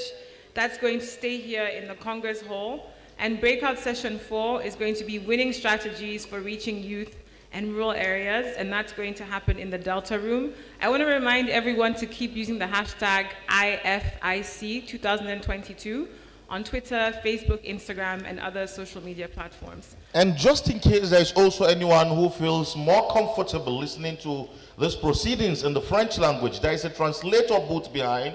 We've tested it, and Leila has confirmed to me that the French is quite good, and so you could just go over there and have it. But the most important announcement to note is that once we get to the breakout session, delegates will have the right to choose the rooms where they want to be a part of the conversations. And our online audience are not left out of this. Technical has told me that on the Woover app, the links are there to each of the discussion panels. So you just click on the one you want to be a part of. And also through the emails which you registered, the links have been sent to you. So you have a choice to pick the conversations you want to be a part of. That's the announcement. We'll take it again. But for now, Lily, would you introduce Miss Anna? Absolutely.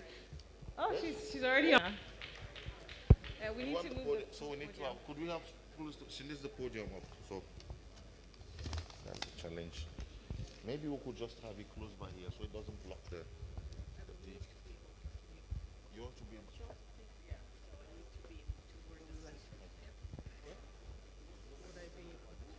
okay, sorry. Yep.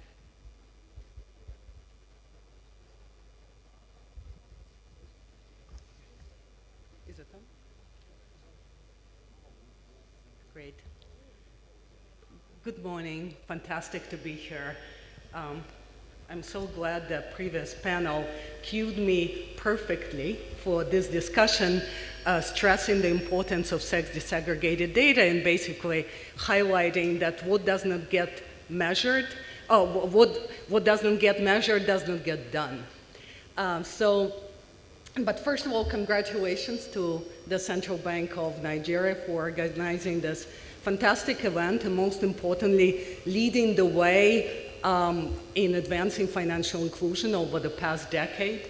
I've been privileged to be part of some of this effort, working with a few financial service providers in the room on designing digital financial products, especially for women and youth. I've been also honored to work with CBN on advancing fintech as well as gender data agenda, so improving the collection and usage of gender data by CBN and other regulators. So that's the topic of my talk. But first of all, just a few words of, oh, wrong presentation. A few words about consumer centrics, and I'm hoping we'll get the right presentation on.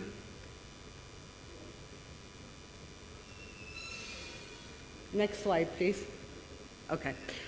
So we are a strategy consulting firm working in over 40 countries, working with financial service providers, working with the regulators on helping them translate consumer insights into policies and products for the unbanked and underbanked, particularly women and youth. Our areas of focus range from digital financial services to facilitating regulatory dialogue. Yesterday, DG referred to the Bellagio Working Group on Digital Financial Services that was an impetus for the FinTech Bridge that was launched. So we are the conveners of this group and really privileged to be part of this initiative. But today, I'm speaking particularly about gender data, as we've been involved very closely with the Women's Financial Inclusion Data Partnership that has done mapping of gender data collection and usage in the last couple of years around the globe. So, important in figuring out the clicker, right? So I will talk about kind of importance of sex disaggregated financial inclusion data. I will speak about the current state of data collection and usage around the world. I will share some insights from the Nigeria case study. We look very closely at Nigeria, what's happening with gender data here, and just a few words about opportunities that to address some of the gaps in gender data collection. So first of all, why sex disaggregate? And again, the previous panel gave us, next slide, please. I should be able to figure this out.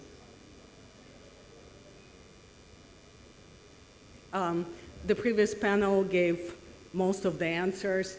It's really about more effective evidence-based policymaking, better designed interventions by international stakeholders, and better products and propositions for women based on real data, based on understanding of women's behavior, based on understanding of women's differentiated usage of financial services. So there are really kind of two objectives of measuring the data. There are impact objectives, understanding how well are we doing, and then there are commercial objectives, especially for financial service providers. So when we look at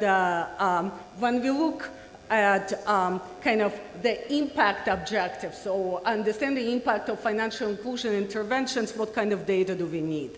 Traditionally, we look at the access data only. It is critical to look at also how financial services are being used, so the usage data and some of the KPIs that are being offered here. It's also important to look at the quality of financial services provided, and that's very much linked to the consumer protection agenda that was mentioned a lot during this conference. And then there's another area, which is kind of an emerging area in the financial inclusion space when we talk about financial health. You know, measuring financial health, and some of the KPIs we use there, which are the share of accounts with overdraft, share of failed debits used to insufficient funds, etc. Really understanding what kind of impact financial services are creating for the financial health of the households. And of course, it's very important, next slide please, to track this data over time, to understand trends. And this is the use of dashboards is very, very important, and this is something we are working very closely with the CBN team of putting together the data that's being collected over a period of time and understanding where, you know, what's happening, what is the impact of policies that have been introduced, what is the impact of interventions, but over a period of time. If you look at kind of the objectives for financial service providers, I mean, data really informs market strategies, specifically the design of women's propositions, the kind of identifying untapped opportunities by benchmarking against peers. And kind of another important objective that has not been spoken enough maybe in the session previously, it's really understanding the business case for serving the women's market, which is often the cited barrier by many providers of why they are not focusing on this segment. And to understand, next slide please, to understand the business case for the women's market, we again often talk just about access to credit, about income, interest income, forgetting the importance of savings, payments, insurance. And they're not only important because these are the services that are very much used or needed by women, as they are the key finance managers of the households, but this is also incorporating the commission income from these services as we calculate the business case is also very important. Again, disaggregating not only credit data, but disaggregating data on savings, payments, insurance, critical. So when we talk about, next slide please. So if we have all this data disaggregated, how do we, kind of the business case becomes quite obvious, you know, and this is the data from Financial Lines for Women that's collected information from over 70 institutions around the world that's showing that women are more loyal, women provide, have better NPS, women, something that we all know, a lower risk. We see better repayment data. We see strong savings behavior. We see that women buy more products, are very receptive to cross-selling. And we spoke about non-financial services. We also see that women are much more active non-financial service users. Again, to be able to build that picture, we need the data. Next slide, please.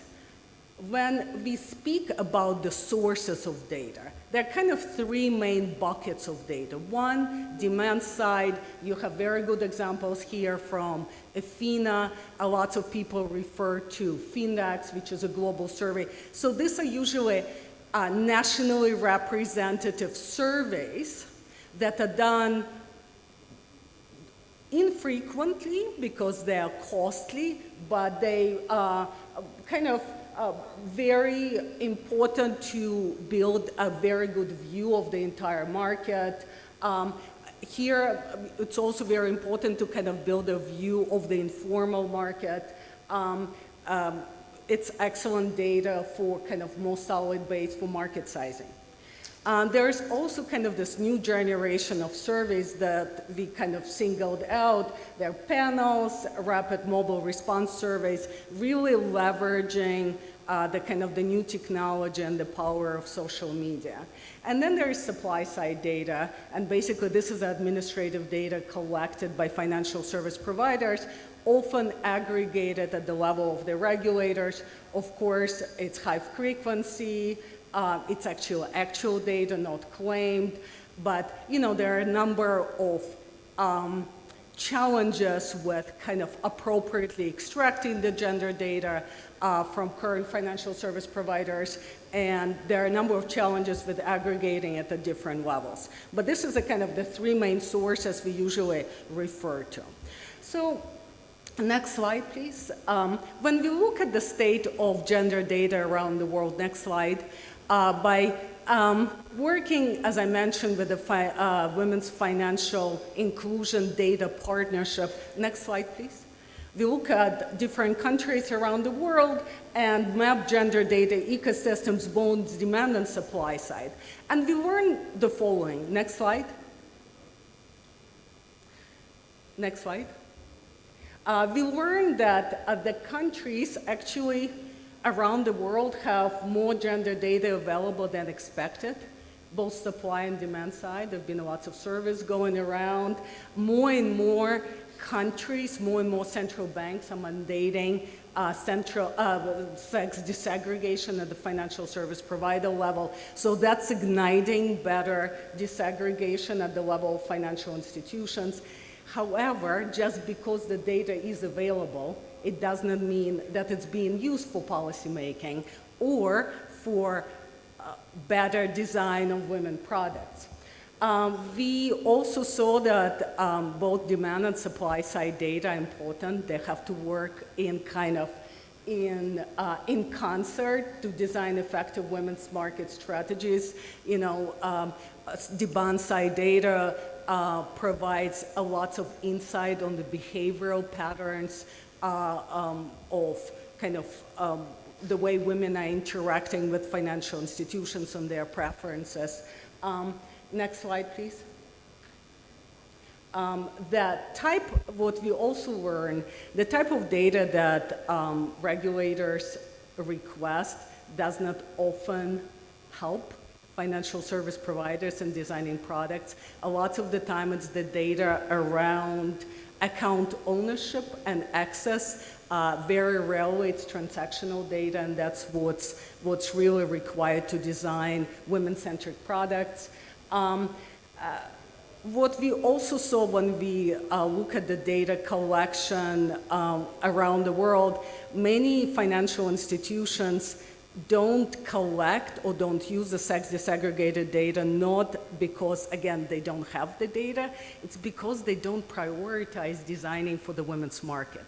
And more awareness about the importance of the segment, but also more awareness of the business case for serving this segment is critical to advance at different levels.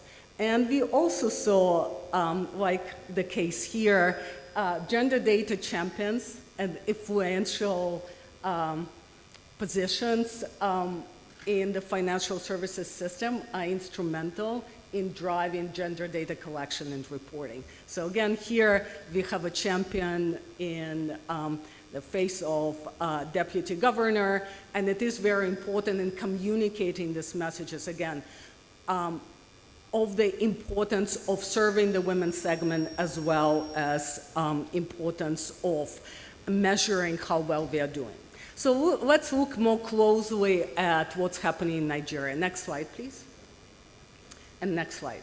So let's first quickly look at the demand side data. You're really well set up. You have every survey that's possible that's being done by, again, great work of IFINA with the IFINA Access survey over the last 12 years. You basically get regular data every 2-3 years. There are a number of other recurring surveys. There's, of course, a global survey, FINDAX, but it's also very, very important to have the data that's locally collected. Next slide, please. All of those surveys that were done in the last couple of years do confirm the gender gap in financial access. So that's not something that's debatable here. If you go next slide. Again, to stress the importance of demand-side data, it really allows you to do things like market sizing.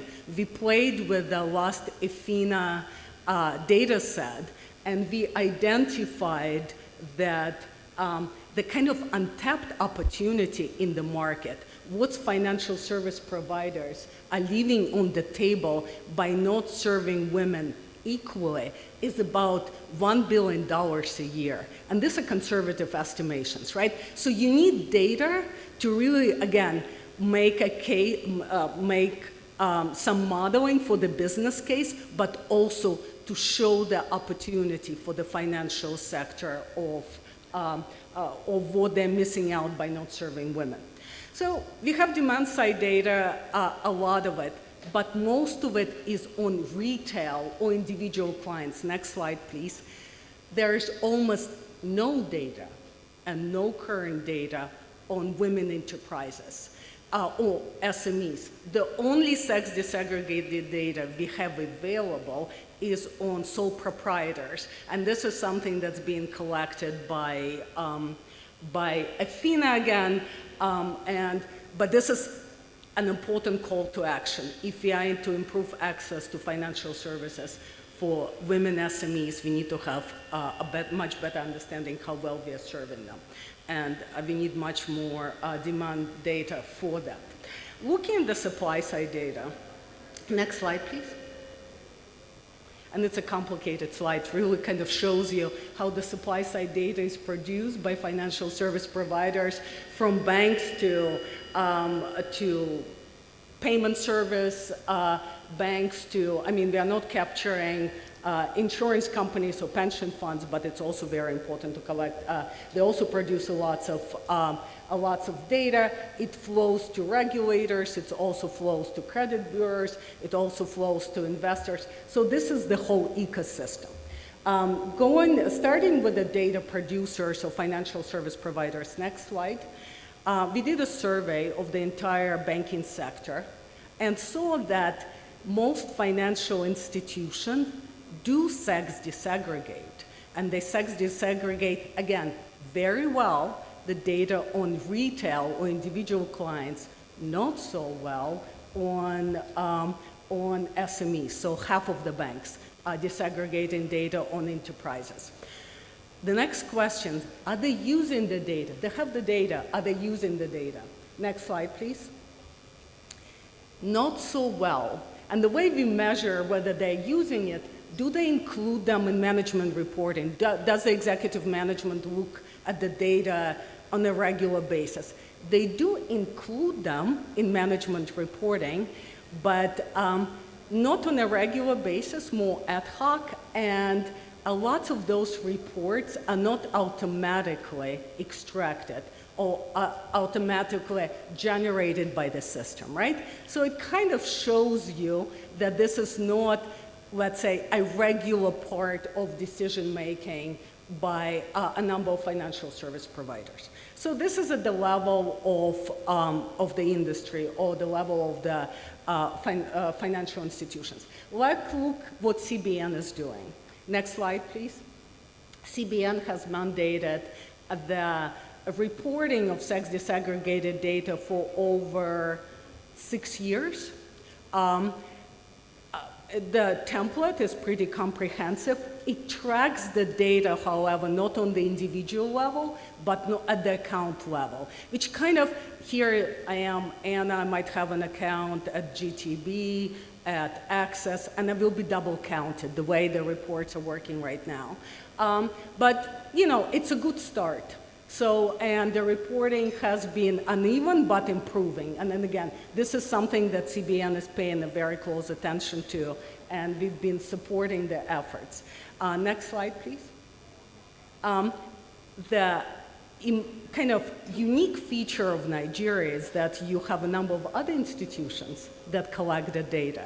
And that data, and we have SANEF here, we have NIBS, we also have credit bureaus.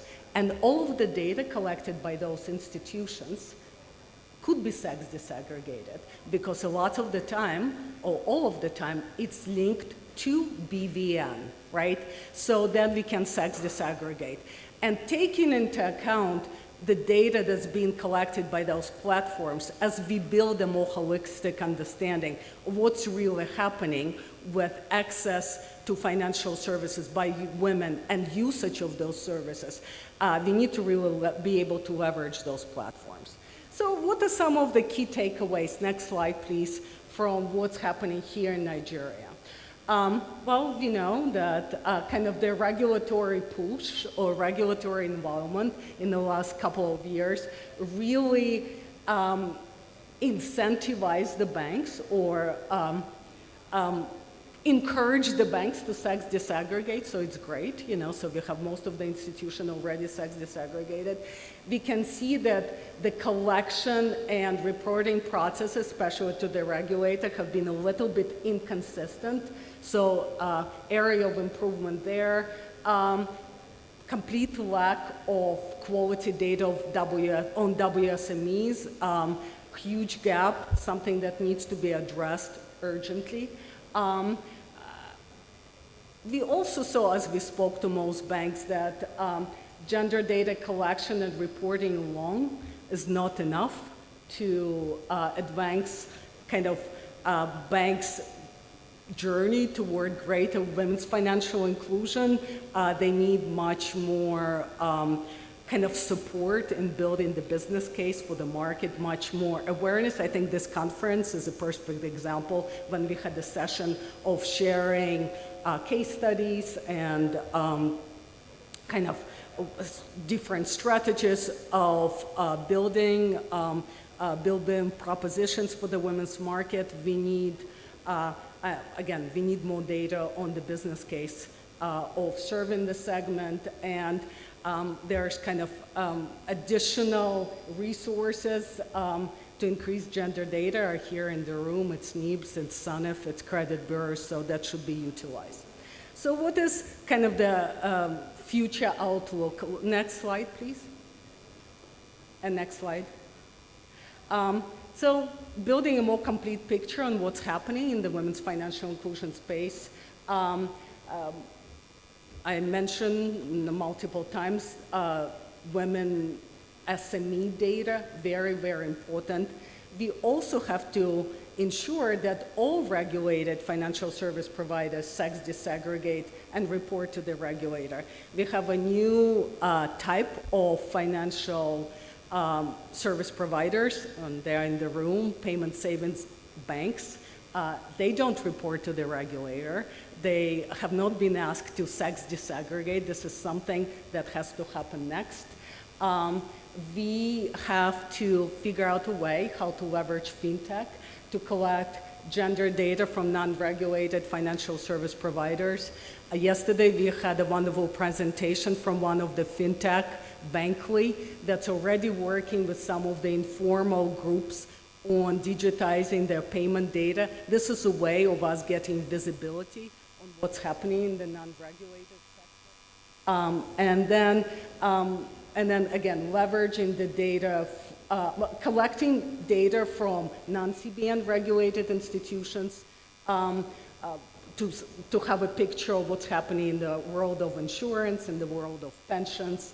And then we had other regulators in the room. This is yesterday, so this is something to encourage NICOM and PENCOM to do.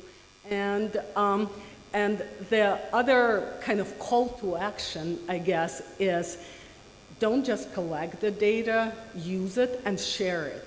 The data that's collected by the regulators should be turned into something that could be accessible for the whole market so that you have kind of good insights on what's happening at the industry level so that you can design better propositions and solutions for the women's market. So thank you so much. Happy to be the bookend for this wonderful morning on the women's financial inclusion, and hope that was useful. Thank you very much for coming to share with us. You will still be standing. I will request the DG. Thank you.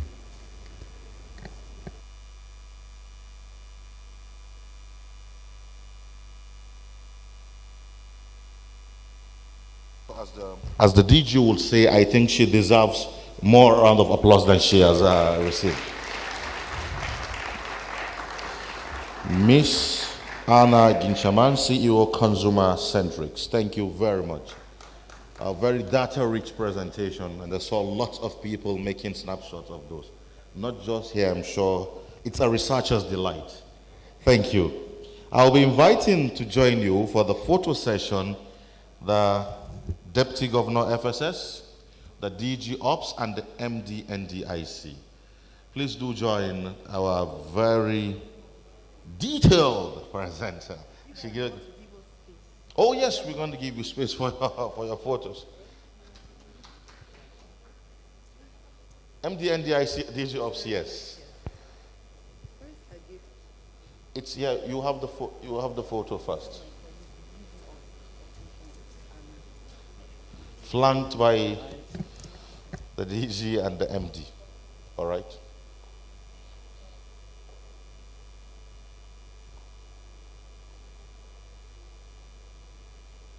Thank you very much. So, in appreciation of your time and effort to enrich this conference, thank you very much once again.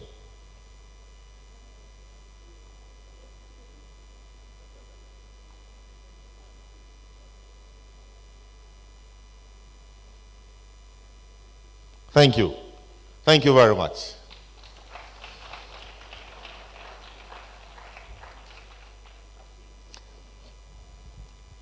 Hold on to the presenter. Yes, thank you. Okay.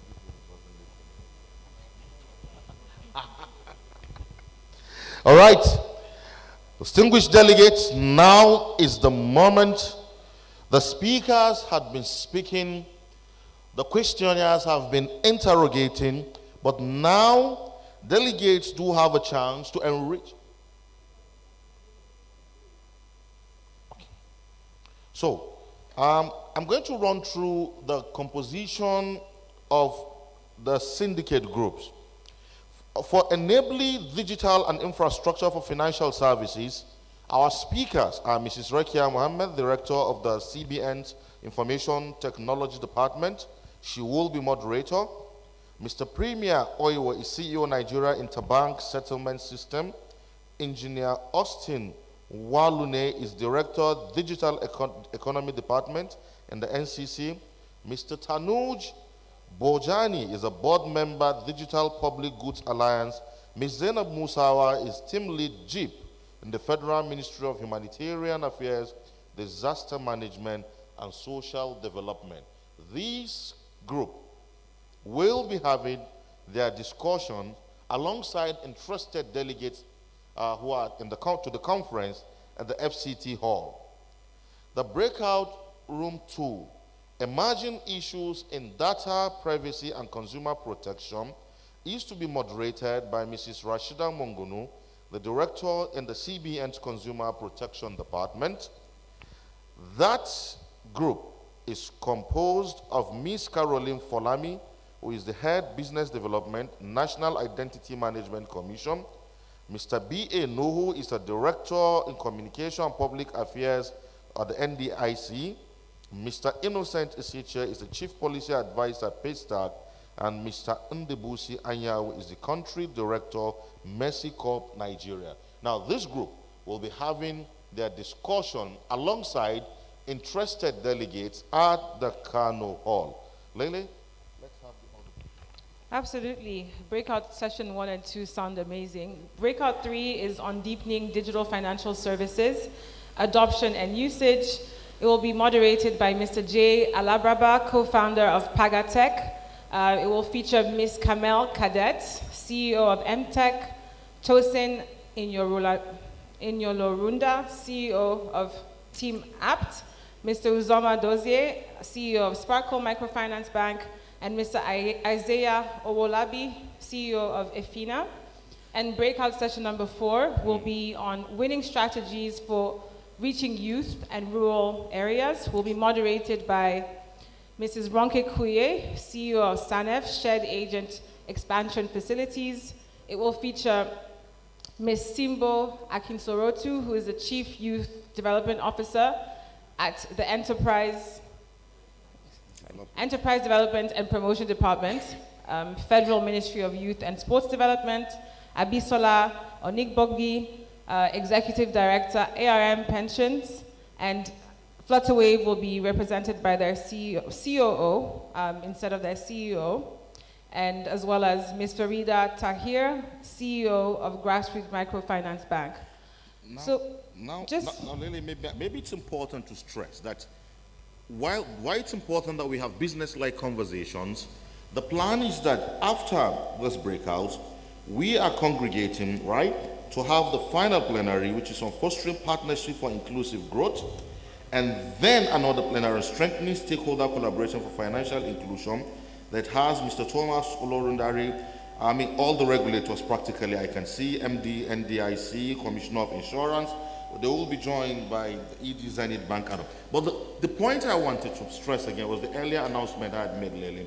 It's that delegates here are at liberty to choose any of those groups they want to be a part of.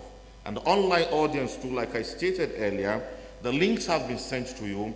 So you will go onto the discussion rooms you want to be a part of. And I've just been told also that there are experts in the chat rooms that will be attending to your questions. So everybody is taken care of. And we really want to have a loaded conversation. Absolutely. And just to add to that, we know that today is Friday and people want to leave early.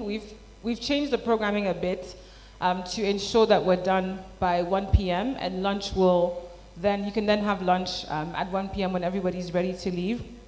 We really want you to stay for the last plenary because, as you mentioned, it's a conversation with the regulators, the stakeholders, and it's being moderated by Mr. Folashodun Shonubi, Director Ops at the CBN. DG Operations at the Central Bank of Nigeria, so it's not to be missed.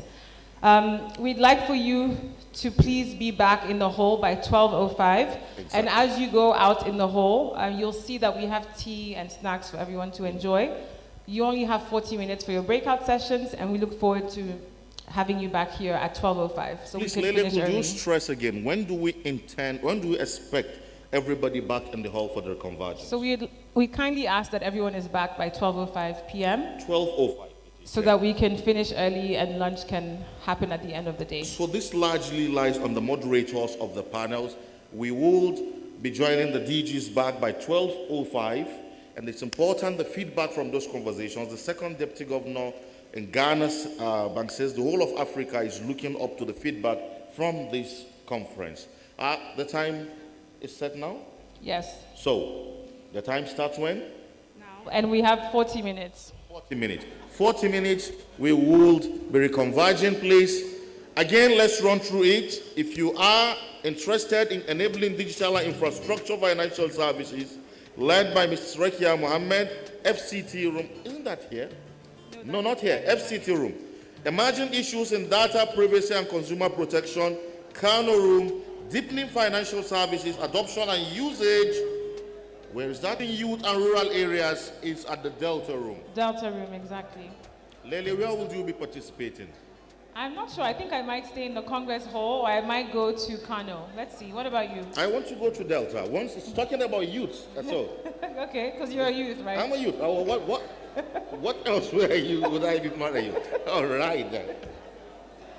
Thank you. Thank you, everyone. All right, thank you, everyone. See you in 40 minutes time. Yeah.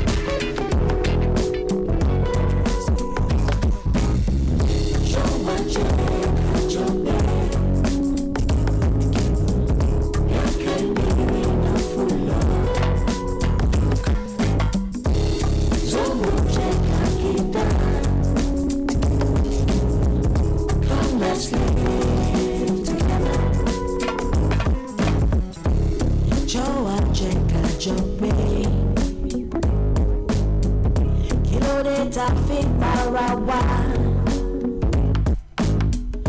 Masibo bibo talelo. Our strength is in our diverse.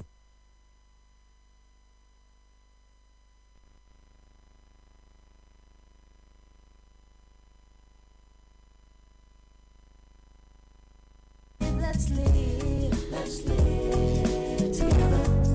We gotta live together, yeah. Let's live together. La la la la. That can be no full one them no more corrupia and I'm a bomb. Only a mirina in the logo.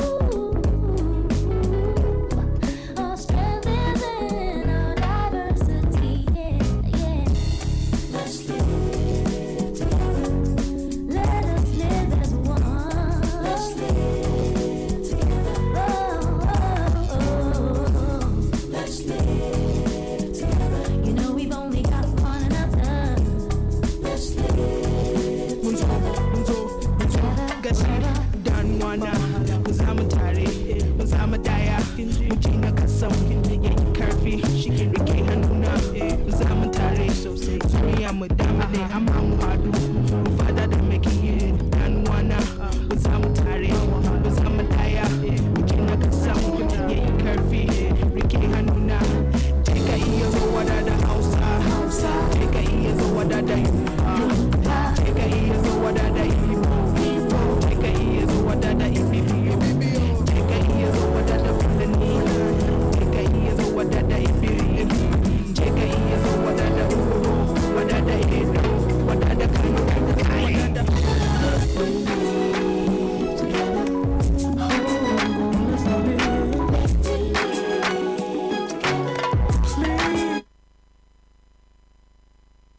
work separately, but in this one-of-a-kind, first-of-its-kind cohort, we are going to be combining the regulators with the tech startups in a sandbox where they can play and see what are the parameters that we're working within.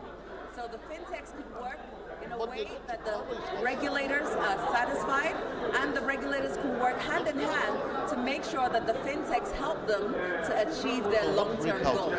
So it's an incredible thing that's happening in Nigeria at the moment. It's probably the first in actually the Africa region. We're really excited to be spearheading this. Nigeria, no go carry last. Can we take down the sound? Take down this video, please. Let's make the announcement what that means, again. basically, Seems is to that be some Nigeria is confusion on the always venue.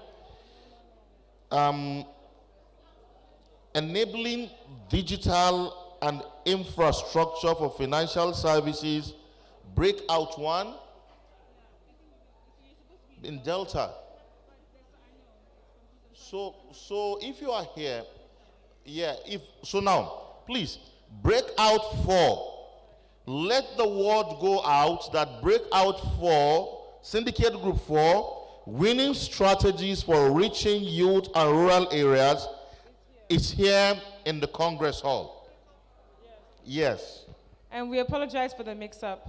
So if you're here for winning strategies for reaching youth and rural areas, moderated by Mrs. Ronke Kuye, CEO of SANEF, please stay in the room. And please, Mrs. Kuye, if you could come on stage with your panelists, we can start. Yes. Yes. All the Okay, so hall 3, you mean breakout 3?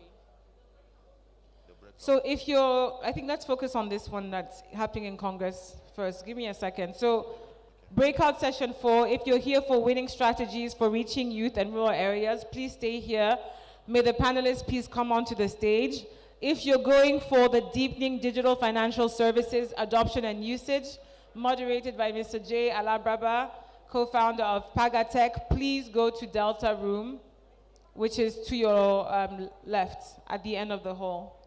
So I hope that's clear, and sorry for the confusion.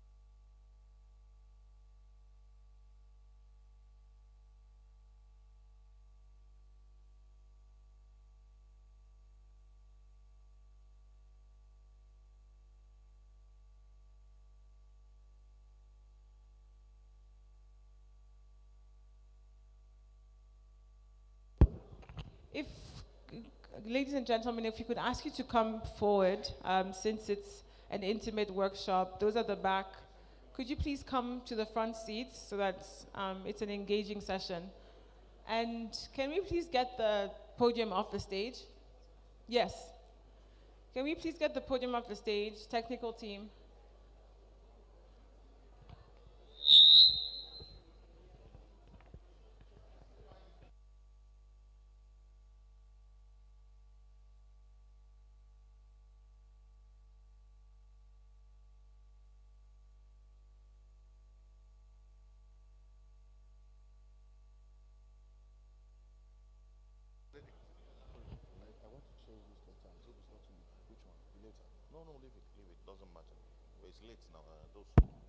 So please, if you're here for this conversation, you just come forward so that you are able to,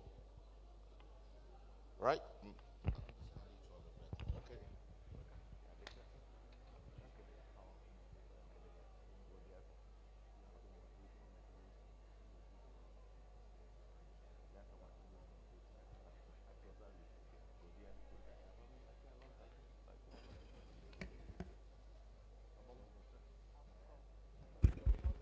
Good afternoon, everyone. My name is Ronke Kuye, and welcome to Breakout 4. We will be discussing winning strategies for reaching youth and rural areas. We know that there's about 11% gap in the financial inclusion of the youth between the ages of 18 and 25. Also, there's a 24% gap between the rural and the urban areas. Now, how do we bridge these gaps, and what strategies do we adopt? So I'm going to just quickly introduce the members of the panel.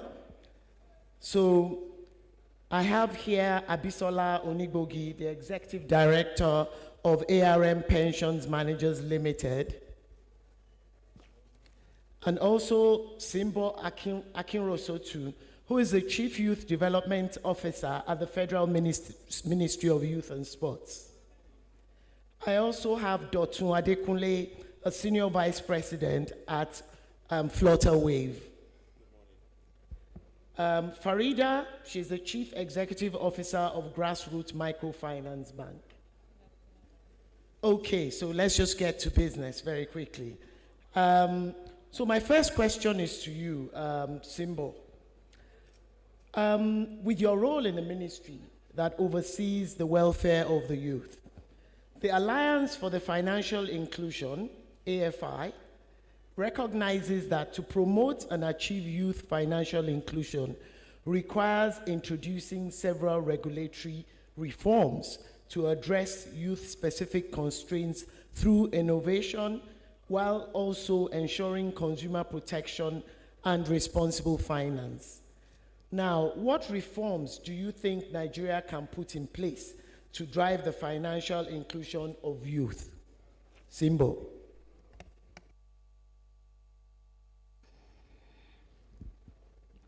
Good morning, everyone. To be able to drive the reform for youth financial inclusion, we must start by examining the regulatory frameworks and the public policy initiatives that have been on ground. And this will be done through 4 dimensions. The first one is the data collection, national strategies, regulatory reforms, and public and non-regulatory reforms. What do I mean? Let's start with the data collection. It is very important for information to be gathered. By doing this in data collection, you find out that the barriers that the youth are having will be known. It is when you know their challenges, you know the barriers they are facing in accessing funds, in getting on board, that is when we can provide the solution. And it's also remember that when we are talking about data collection, we also talk about it in the demand side of it, the regulatory side of it, and the supply side of it. When we talk about the demand side of it, when we talk about youth, we have the thematic areas for youth. Remember, UN, the definition of youth by the UN is that any persons between the ages of 15 and 24. But the Nigerian Youth Policy 2019 to 2023 states that a person between the ages of 15 to 29 is a youth. So now, and we also have youth in the rural area, youth in the urban area. So when you are gathering information, when you are collecting data, it is imperative that you first of all segmentize the youth so that you know their specific needs.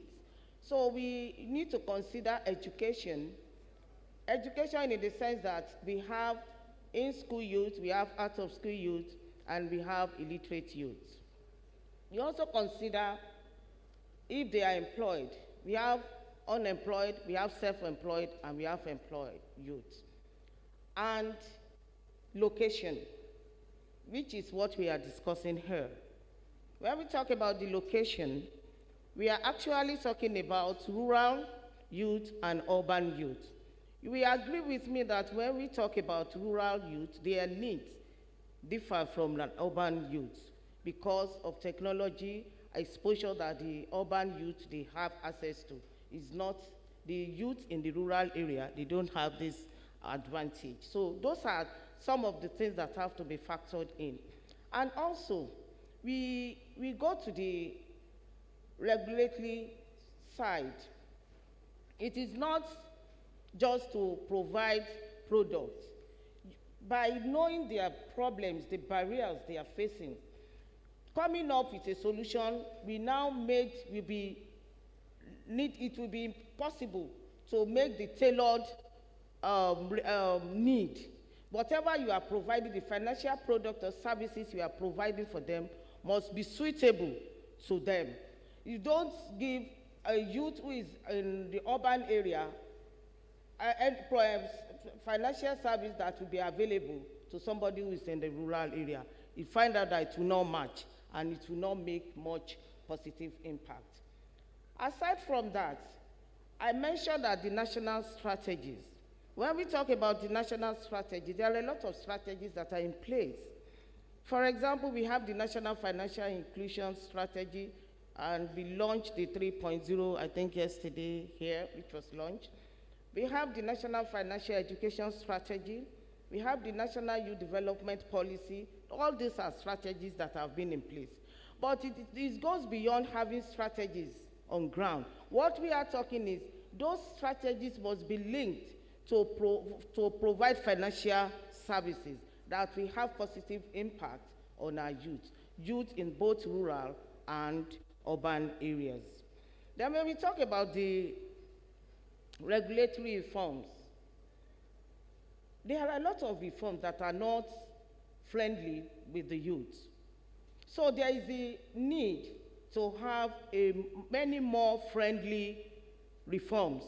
What do I mean by that? Reforms that will be very easy for the youth to have their way to do. And let's give a practical example. The issue of loan.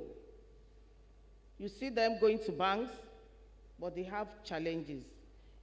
The requirements they keep asking them in the bank, they are unable to meet up with such requirements. So those are what we are saying here, that it is imperative that the policy, the reforms, should start by being friendly with the youth. It should be youth-specific. Let's use the word. It should be youth-friendly and youth-specific. That is, it is tailored specially for the youth, and it will be easy for them to ride over. Instead of asking for a lot of things that we know the youth cannot provide, there should be other way to come to their level and make them have access to those loans they are requesting to be able to finance their businesses. It may be you peg the amount you are giving them at a low level. It may be that you do it in stages and you monitor the money. You encourage them, capacity building, train them on what they are to do.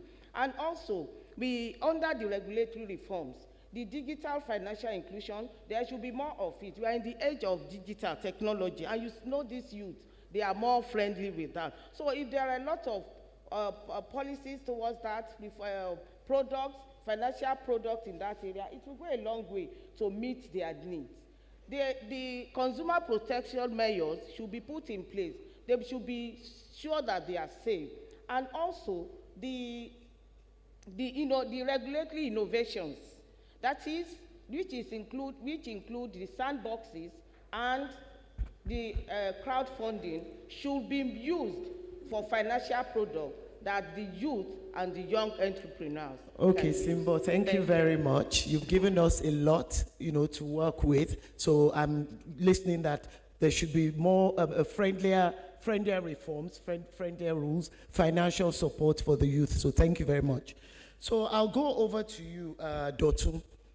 With your experience in the industry and your company being one of the leading fintechs developing solutions for financial institutions, what innovative solutions can financial service providers put in place to drive youth and rural financial inclusion? Thank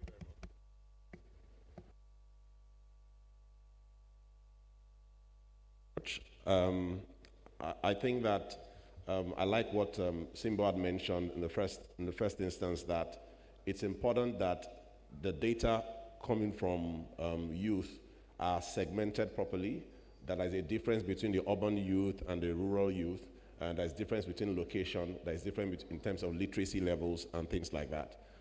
So I would like to say that there are 4 areas that I'll think about that we need to use as measures to drive innovation. We have to be innovative in terms of the, first, let's go with identity.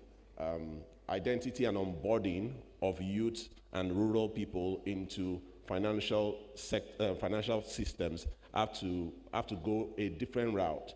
For instance, within NIN data that we have and BVN data that we have, today, the way it is used is that after you're onboarded or in the process of onboarding, you then attach the NIN or the BVN.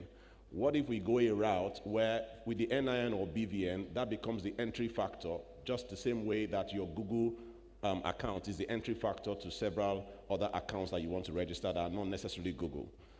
That's one area that we need to look at. There has to be innovation in the terms of product. The youth and the rural will not have the same needs that everybody else has. So that innovation in that area will come in terms of things like contemporary savings products, schemes, which are not exactly similar to what you have, contemporary lending schemes, which are not similar to what you have currently and prevalent in the market today. So innovation in terms of product.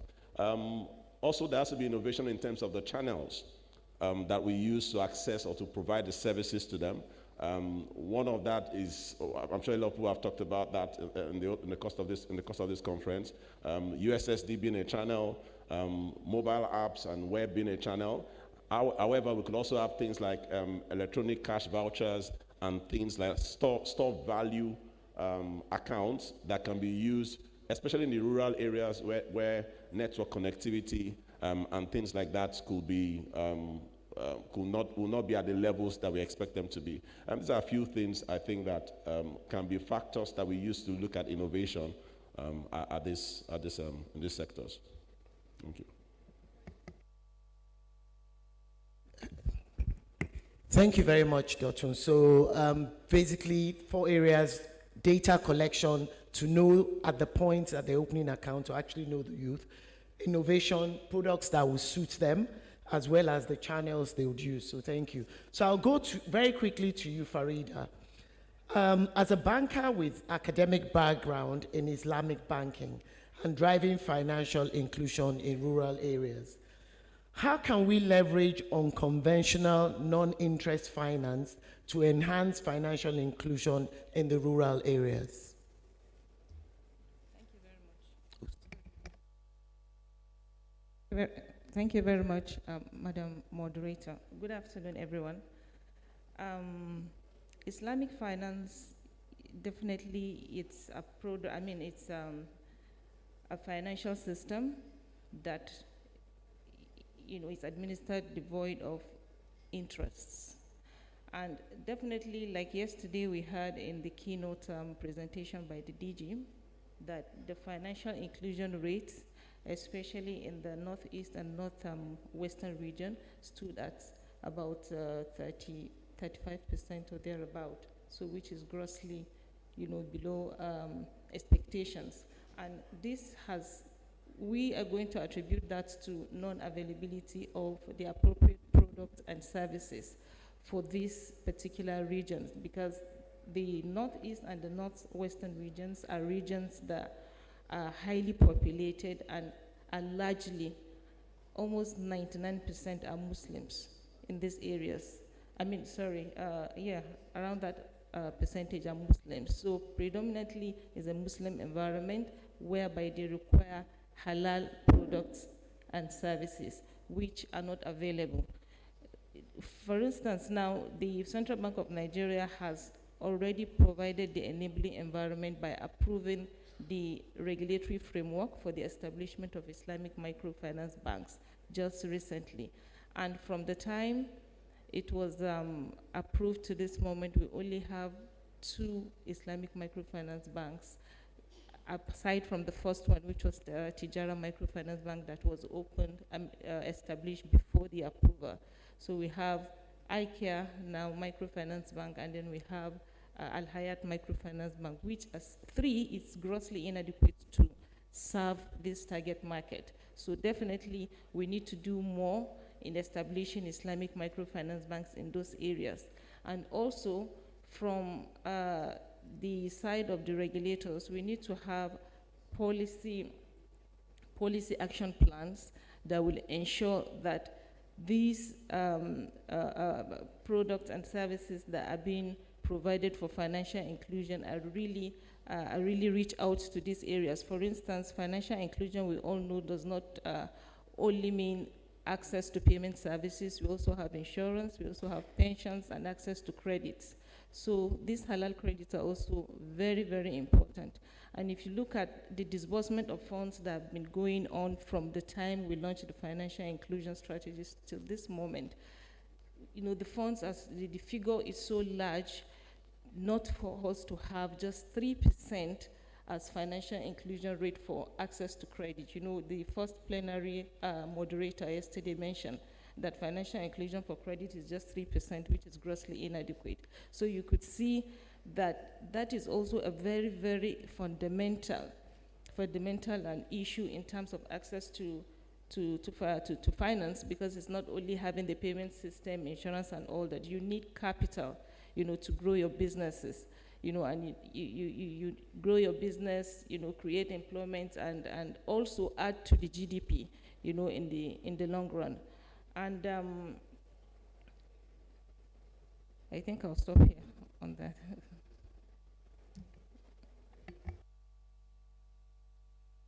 Thank you very much, Farida. So in a nutshell, we are on the right path. We just need to do more. So thank you. I'll go to you, Bisola. Bisola, how can we enhance the economic capabilities of the youth to improve financial inclusion outcome? Thank you. First of all, I'd like to reference what Simba said about the youth being between the ages of 19 and 24. This is a very important point to start from, because my answers largely will come from 3 areas of my life, from my experience, my work, my career, research, my education. 2, from my very humble background from rural areas. And 3, and most importantly, despite the way I look, the fact that I am in that youth category. So yeah, the question is, how can we enhance economic capabilities of the youth in the rural areas? The short answer is education. Education that teaches people to recognize opportunities, not just ordinary opportunities, but opportunities that help them create income, and not necessarily a government that is focused on job creation, but on income creating opportunities. Now, the long answer is this. Once you begin to understand that there's a fundamental difference between job creation and income creating opportunities, then you begin to realize that it's possible to actually dimension the youth, not only in the urban areas, but in the rural areas, to become the kind of citizens that not only can create, can have commerce, but have sufficient income to be interested in financial literacy and then be candidates for financial inclusion. I tried to write a lot of things down in the course of yesterday and today that I thought might help me answer these questions more, as thoroughly as possible. So,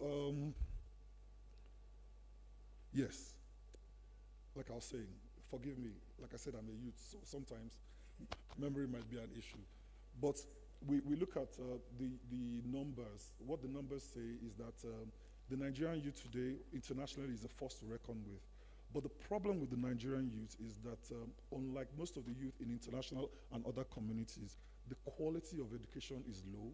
So when the government focuses on job creation, it's impossible or it's really difficult for this youth who leave secondary school, who leave universities, to find good jobs that will employ them and make them economically viable to be candidates for financial inclusion. My thought process is that if I had the way to reach as many people as possible, the start would be to reform our educational system, both our formal and informal education, whereby any child that goes through primary school should have a basic skill that is taught in primary school. Any child that goes to GSS 3, before leaving GSS 3, should have the ability to write, even if it's a small business plan, or to be able to read some financial product or something. Any child that goes through secondary school or university should be able to start a business, should have sufficient education to start a business, to realize what the importance of financial inclusion is, financial education, what the purpose of tax is, what the purpose of bank accounts is, so that by the time we are producing the hundreds of thousands of graduates we produce each year, we will not have the issue where they are all leaving the universities or the polytechnics to go and look for a job, but they are actually able to create opportunities for themselves where they can earn income. And it is with this income that then they become sufficient or good targets for financial inclusion. There's no point asking somebody to come and be financially included if there's no way for them to financially participate. And the bottom, at the basis of which you can encourage financial participation, is by equipping people, appropriately through good education. Thank you. Thank you. Thank you, Bisola. So I'm going to ask just one question each, and I would like you to just be very brief with your answers. So, Simbo, how can we leverage affinity groups to reach the last mile? Very briefly. Thank you. Yes, I'm going to be brief. It will enhance coverage. It will give speed to coverage. For example, there is a program that we are running in Federal Ministry of Youth and Sport Development. It's called NAPGEP, National Peer Group Educator Program on Financial Inclusion.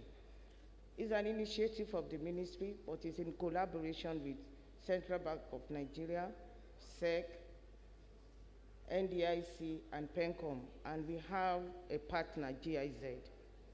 The essence of this program is to reach a lot of Nigerians and to get to the grassroots.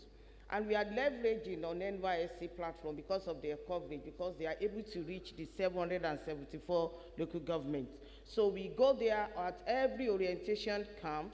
We trainers, that is financial inclusion trainers of both the Federal Ministry of Youth and Sport, of CBN, NDIC, and PENCOM. We go to the orientation camps in all the states in Nigeria, including FCT, and we run a training, a 5-day training.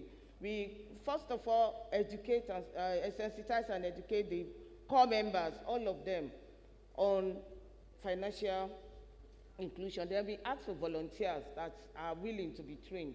So those that come out, we train them, we put them through the curriculums, we have a content. And after training them, we going through the training, they are to train their peers. Their peers, for that is, they are fellow core members at the orientation camp. And after the orientation camp, they are to train people at their various places of primary assignment, which means they follow the target segment, the youth, farmers, traders, all the people around. They are to train them based on the curriculum. So and this will be, the topic to be trained will be based on need assessment. So they will know yours may be record keeping, another person may start with savings, another person will start with needs and wants. Why we do it? And we find out that we've been doing beautifully well on this. We've been able to reach especially the grassroots that it will be difficult to us to penetrate. And we are making a great impact on this. Why are we being able to do this? Because of the affinity, because of their peers. So it's easy for them to talk to their peers right at the camp.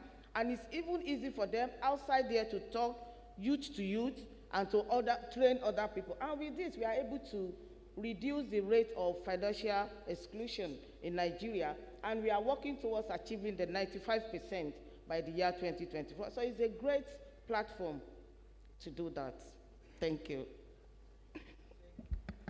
Thank you, Suno. You can tell that she's so passionate about what she does. So briefly means at least 3 minutes. Thank you very much.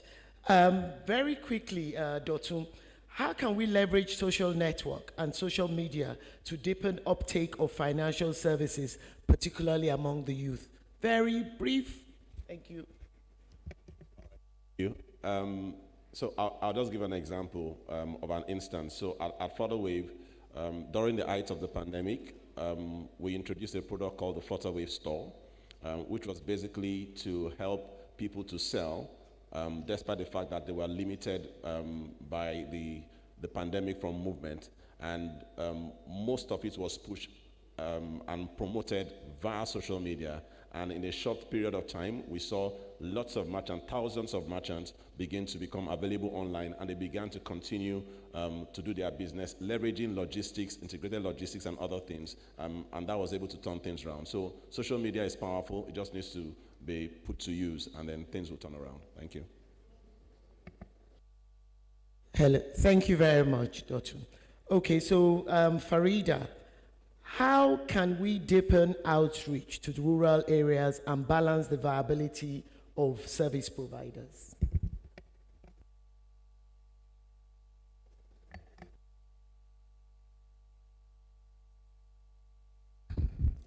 The eNaira platform is one good platform that we see can be leveraged on because it has a facility, to be able to enroll people without even a BVN, at least to a certain level. So we can start with that to reach out. And then secondly, we need to bring on board more women, enroll them as agents, for them to take part in agent banking, because women, especially in the rural areas, are more stable.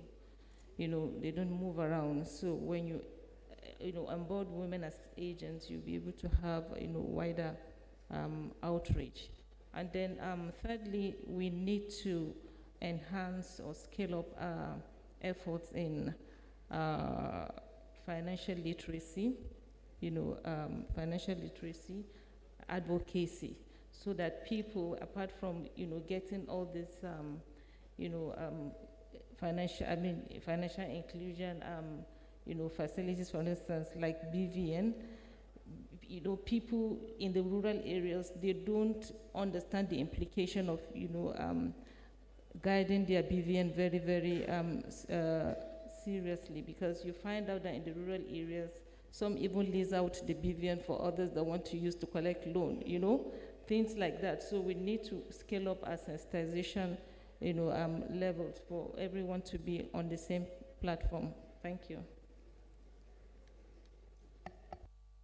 Thank you very much, Farida. So the last question goes to Bisola. What lessons can be adapted from other jurisdictions to better serve the segment?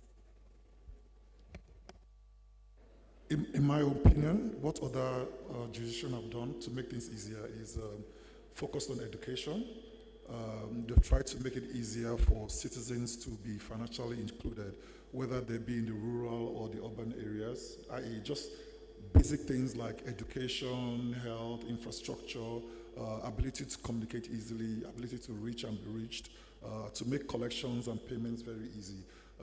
Fundamentally, I think we must also consider redefining or redesigning the financial inclusion journey for the average individual. Yes, NIMSI is good, but is it the best way to go to? We may want to consider a player that is able to reach all these people at their locations. Say, for example, the telcos who already have phone numbers for the majority of these people and who have gone through some identification process in order to issue out these numbers. Maybe we may consider, like the banks do, in grading people before giving them loans, grading the various level of identification required before you are able to come into the financial inclusion space. Thank you very much. So that brings us to the end of our session. So I'll just round up by saying what we've heard today in order to be able to strategies for youth and also people in the rural areas is proper data collection, the right products for them, financial literacy, everybody's talked about that from when they are in schools as well. More female agents, at least have minimum of, which is what we're trying to do in SANEF as well, minimum of 40% of the agents should be female. Financial support as well is very key for the youth. And policies, favorable policies, which Simbo has talked about, geared towards the youth and also people in the rural areas. Thank you very much. We hope we've enjoyed our session.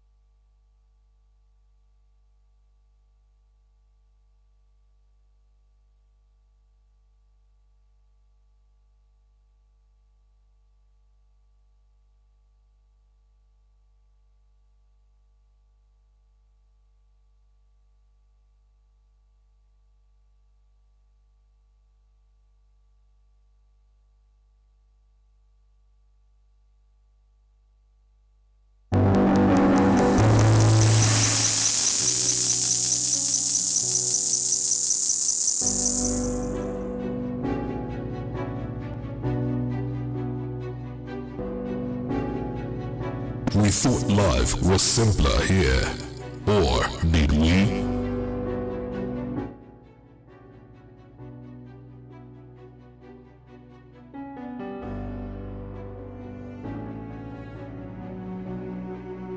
Looks like we made some progress here, didn't we?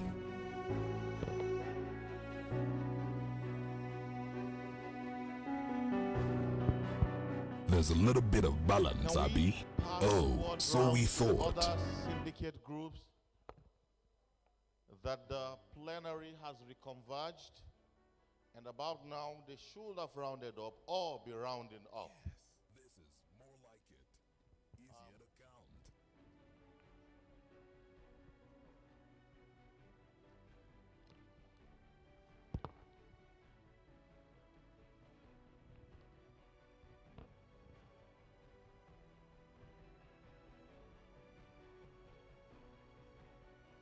Portable, easier to use. This is definitely it. Talk to me about being cautious. Can it really get any better? Hello? It does get better. And the future is here. Cordless. Cashless.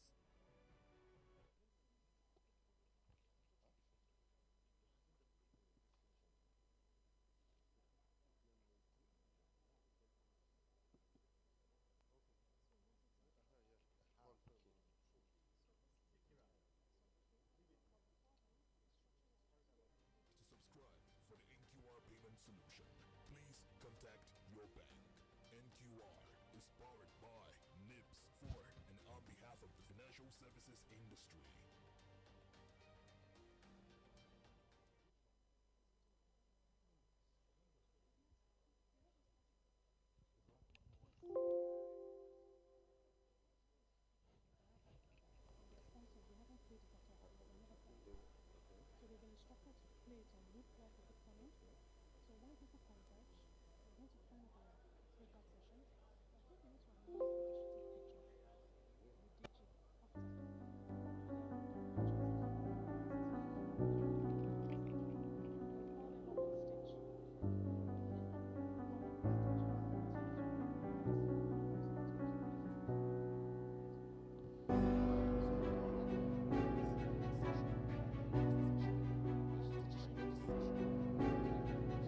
We thought life was simpler here. Or did we?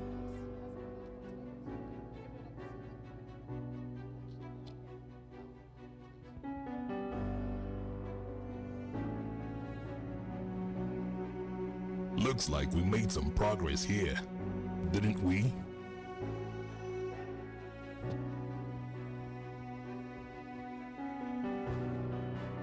There's a little bit of balance, Abby. Oh, so we thought.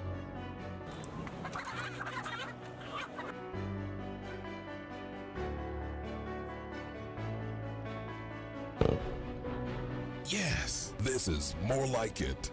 Easier to count.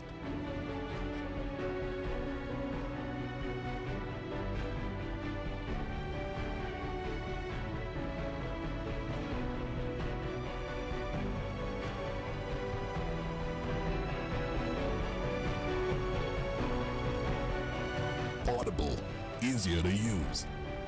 This is definitely it. Talk to me about being cautious. Can it really get any better? Can we pass word round for the groups to reconvene, please? Thank you very much. It does get better. Thank you. And the future is here. Cardless. Cashless. Contactless transactions are here. We welcome you to the future. Thank you very much, Syndicate Group. The NQR Payment Solution is a secure platform for business owners and customers to make and receive fast and instant payment. To subscribe for the NQR Payment Solution, please contact your bank. NQR is powered by NIPS for and on behalf of the financial services industry.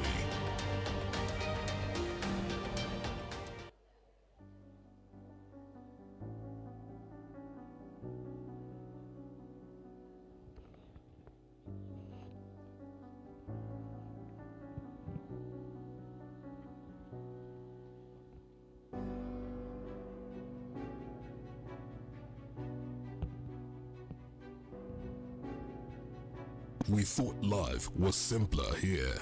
Or did we?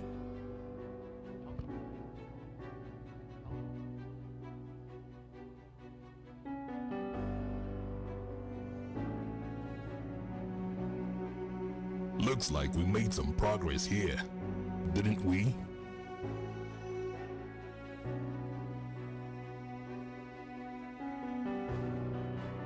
There's a little bit of balance, Abby. Oh, so we thought.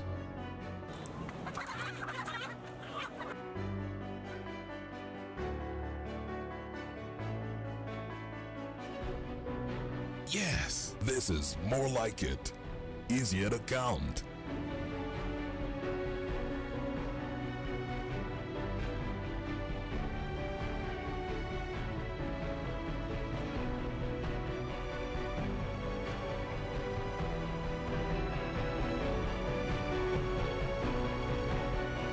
Portable, easier to use. This is definitely it.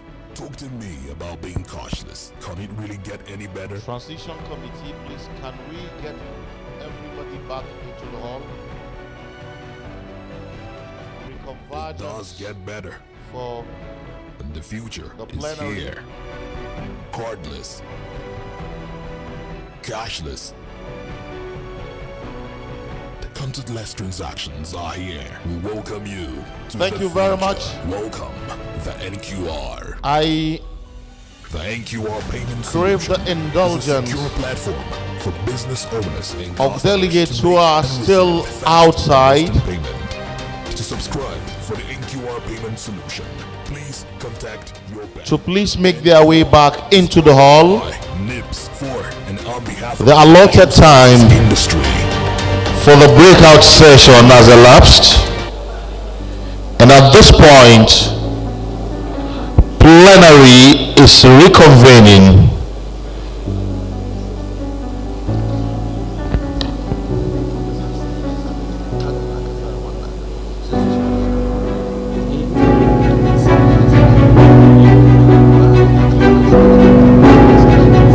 We thought life was simpler here, or did we?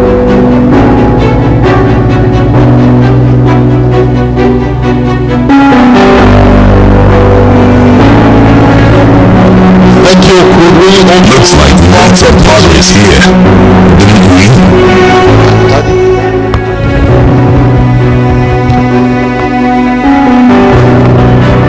There's a little bit of balance, Abby. Oh, so we thought.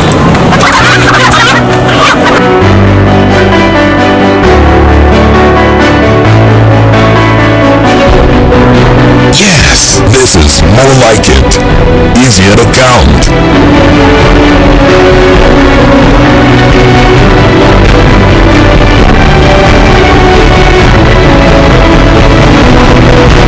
So we had, I'd like to believe that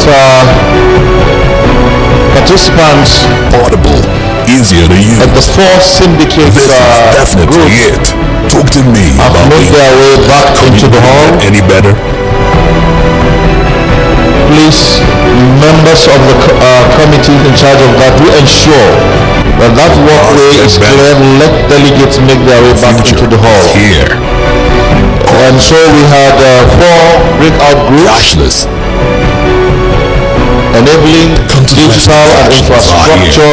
I think it's enabling digital infrastructure for financial services, emerging issues in data privacy and consumer protection, deepening financial services adoption and usage, and winning strategies for reaching youth and the rural areas. Now, I went around the four venues for these discussions, and they were filled to the brim, an indication that delegates to this conference are not just tourists, but really were interested in the conversation. So I would like to request you all, please let's put our hands together for the commitment and the passion that has been shown for this conversation. Exemplary, it's fantastic. I saw people stream in towards them. Very, very, very, very impressive. And again, I'd like to thank all the moderators and team leads for the leadership they provided to those conversations. I am absolutely sure that together you have contributed and thoroughly enriched the outcome of this conference, but more importantly, the conversation on financial inclusion going forward. We will, at this point, be taking the keynote. Again, committee, I asked you that you pass message across to the China. At this point, I've got to have the DG back into the hall for continuation. The time within which we are working, it's very, very tight. The programs were adjusted. The intention is that we've brought everything to conclusion by 1:30 at the most.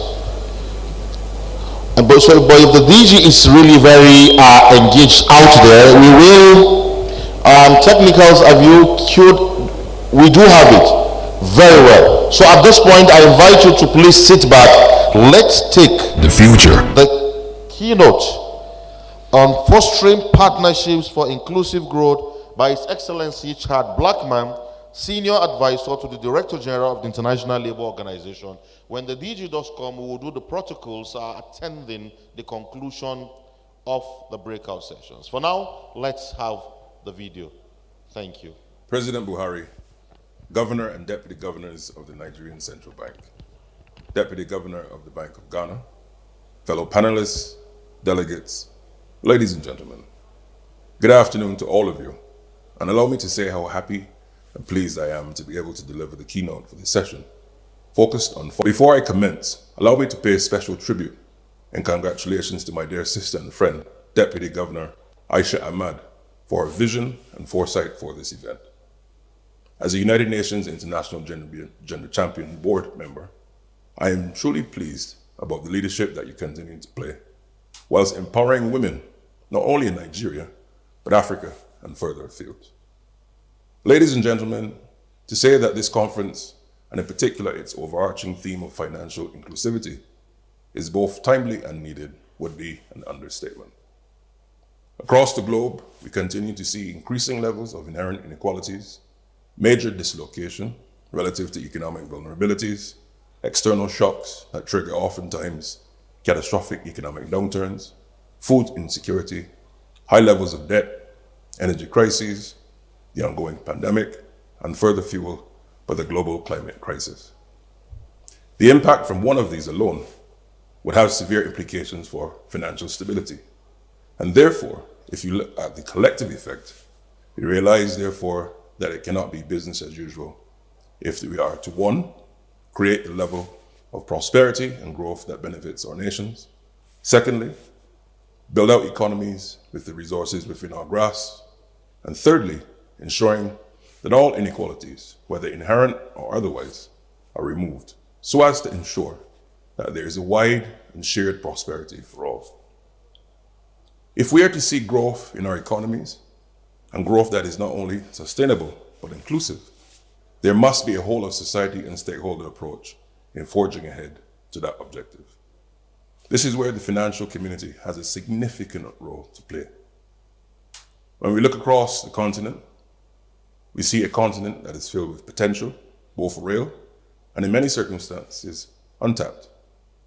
With the many crises that are present, a lot of the solutions are within fingertip reach, with many young entrepreneurs having already conceived them, but oftentimes don't have the necessary capital to produce them and to bring them to market. Now, herein lies a major opportunity for partnership between the financial sector and the entrepreneur community in a formalized way. Now, by doing this, you not only provide critical business development and economic activity, but it allows for the country and the continent to have a base that allows for export of surplus goods and services around the world. Partnerships must also seek to ensure that we close the inequality gap that women and young female entrepreneurs often face. A UN study once showed that for every dollar of investment into female entrepreneurship, the circulation of that dollar was 16-fold and created significant benefits for the entrepreneur and the wider society. When we dig a bit deeper into what strategic partnerships should look like, we must give due regard to the question of how can we create growth for our people, and by we, I mean governments, financial institutions, the private sector, international organizations, NGOs, academia, just to name a few, and how do we sustain that marathon? And I say marathon deliberately. In order for us to reach these objectives, we have to reorder many of the strategies needed to achieve the results, whilst battling many of the external shocks and vulnerabilities that I mentioned earlier. As a continent, you have a significant comparative advantage, however, that can leapfrog you to that goal. What is it? The African Continental Free Trade Area. The skills, intellect, and resources within the continent must be strategically aligned through policy coherence, ensuring that all of your national ambitions are brought to reality through trade. What certainly is needed is ensuring that there is a retooling of the labor force to meet both current and future demands, underscored by partnerships in education, creative sector, financial institutions, and significant investment in research and development. What has hitherto occurred through happenstance must now be materialized by design. The ILO, in collaboration with the African Union, involving ministries of finance, is promoting pro-employment macroeconomic policies in Africa. Creating decent work and productive employment opportunities for all is often misconceived as only being a challenge of increasing economic growth and investment. Yet, and importantly, evidence shows that higher economic growth and investment, whilst important, are not enough to create sufficient productive jobs. This therefore calls for measures that combine macroeconomic, labor market, and sectoral policies within an integrated employment policy framework. At the third Extraordinary Specialized Technical Committee on Finance, Monetary Affairs, Economic Planning, and Integration, held virtually in October and November of this year, ministers adopted a recommendation to further request the AUC and the ILO to provide technical support to selected member states towards establishing and implementing such pro-employment macroeconomic policy frameworks, so that these countries may serve as pilot cases and good practice for the whole region to follow. It is therefore envisioned that central banks, being premier financial institutions, will play a very pivotal and critical role in this initiative. The UN Secretary General launched the Global Accelerator a year ago, in September, aimed at boosting public and private investments in key sectors of the economy: green energy, health and care, digital, to create 400 million quality jobs to achieve universal social protection, whilst facilitating just transitions for all. We see a critical role of central banks and other financial institutions in that implementation of the Global Accelerator. Through their participation in the Accelerator, banks will join a coalition of governments, workers, and employers organizations, UN organizations, IFIs, and civil society that put humans at the center of development. Very important.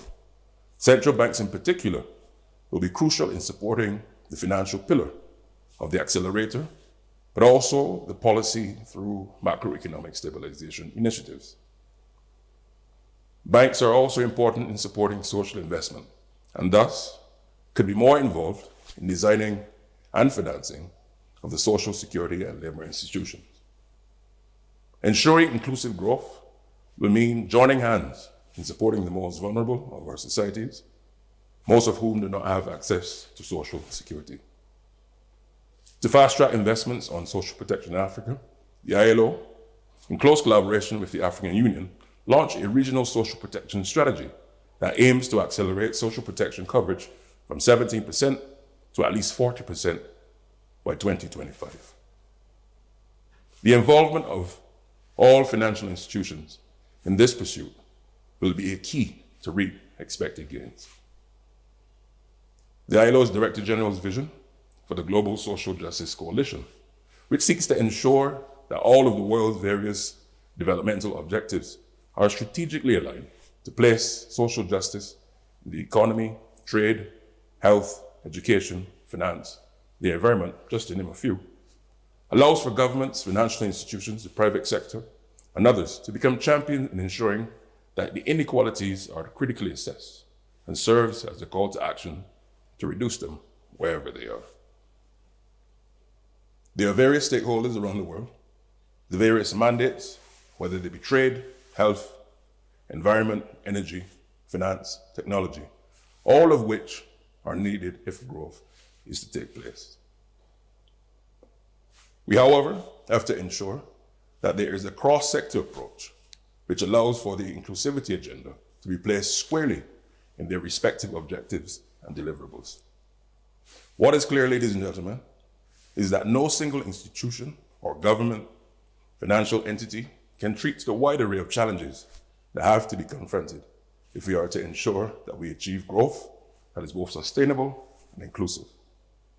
It will require for us to work hand in hand, not only on the continent, but across the globe, working within the multilateral system, to ensure that part of the policy coherence deliverable is ensuring that all existing and new partnerships are underscored by the lens of inclusivity.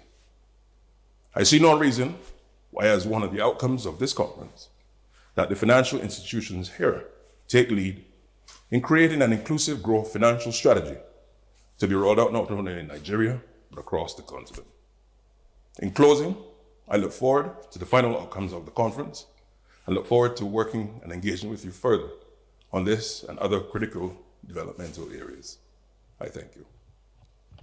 Thank you very much, His Excellency Chad Blackman, Senior Advisor to the Director General of the International Labour Organization, whose message we have just taken. I would announce to the members, that especially the panelists, that the traditional photo op with the DG will be deferred. We'll do it collectively and that because we'll go into the panel session. The DG, you were engaged earlier outside DG FSS. So, no, so we'll take the DG observer. We'll take, do you want us to do it now? The panel, okay. The four panels, we'll take them. Very well. So do we have, let me have panelists in the first session. Director ITD, Mrs. Rekia Mohammed. Okay, those panelists on the first panel who were physical, I know it was hybrid. Could we please come forward? I had spoken to you about the gifts. They are ready now. Let's quickly do this. Let's have it. So please, team one.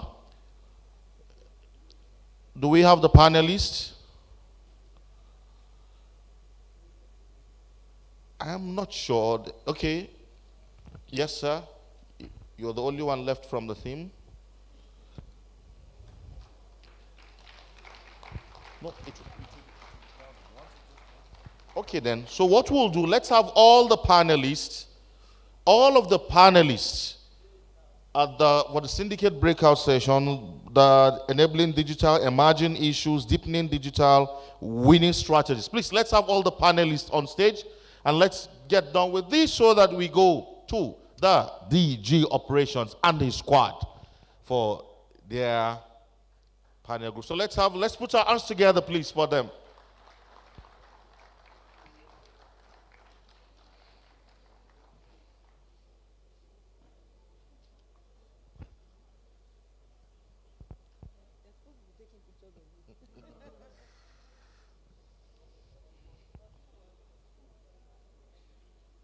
So maybe we'll. That's awesome. So, what we'll do? Can we where's the photographer? Sorry, can we take everybody or we have two sets? No, we'll do two people. Okay, two sets. Okay. Where's your own panel? Panel 4. We're complete. Did you we have a complete panel? Panel 4 is complete here, so let's have them. Two. They are panel 1.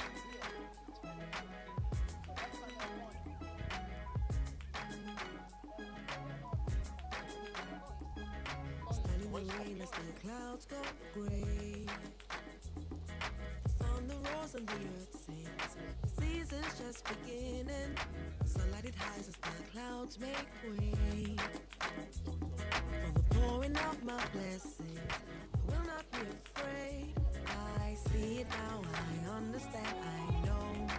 So I embrace it, dance. In the rain, it's for my seed to grow.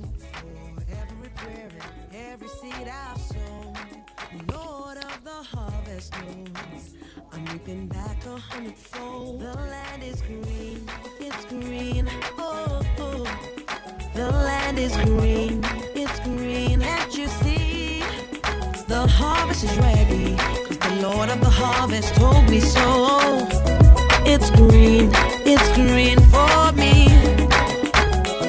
It's green for me. Standing alone can be a heavy load, but my vows I won't be breaking, though my heart is aching. I got a word and I won't let go. But your will I'm seeking, so I keep on believing. I see it now, I understand, I know. So I embrace it, dance. once again it's time for me to go. Every prayer, every tear I've shown, Lord of the harvest knows I'm in joy a hundredfold. The land is green, it's green, oh, oh. The land is green, it's green, and you see the harvest is green. The Lord of the harvest told me so. It's green for me. I thought it was over, thought it was done with me. It's beginning for my life is a journey. I will walk with you. I will go. I just want to, yes, I will go. Come on.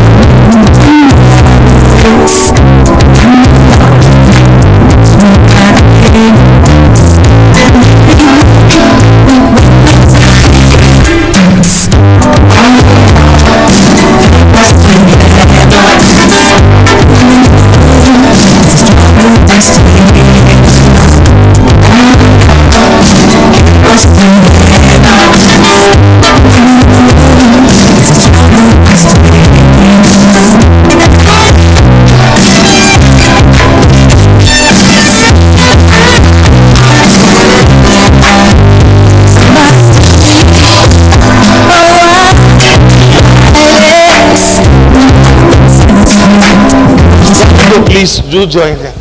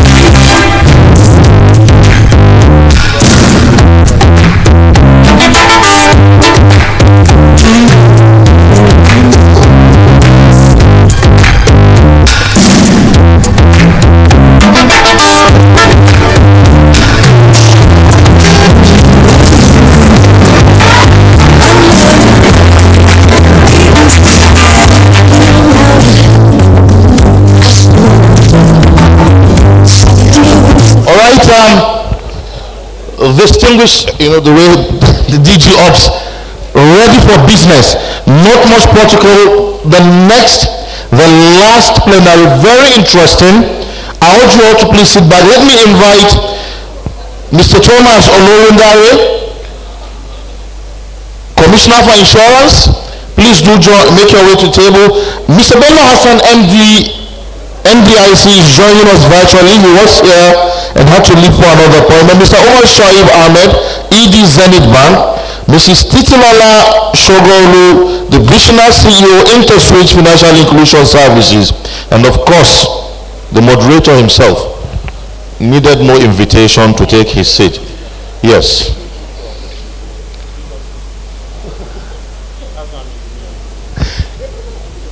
Okay.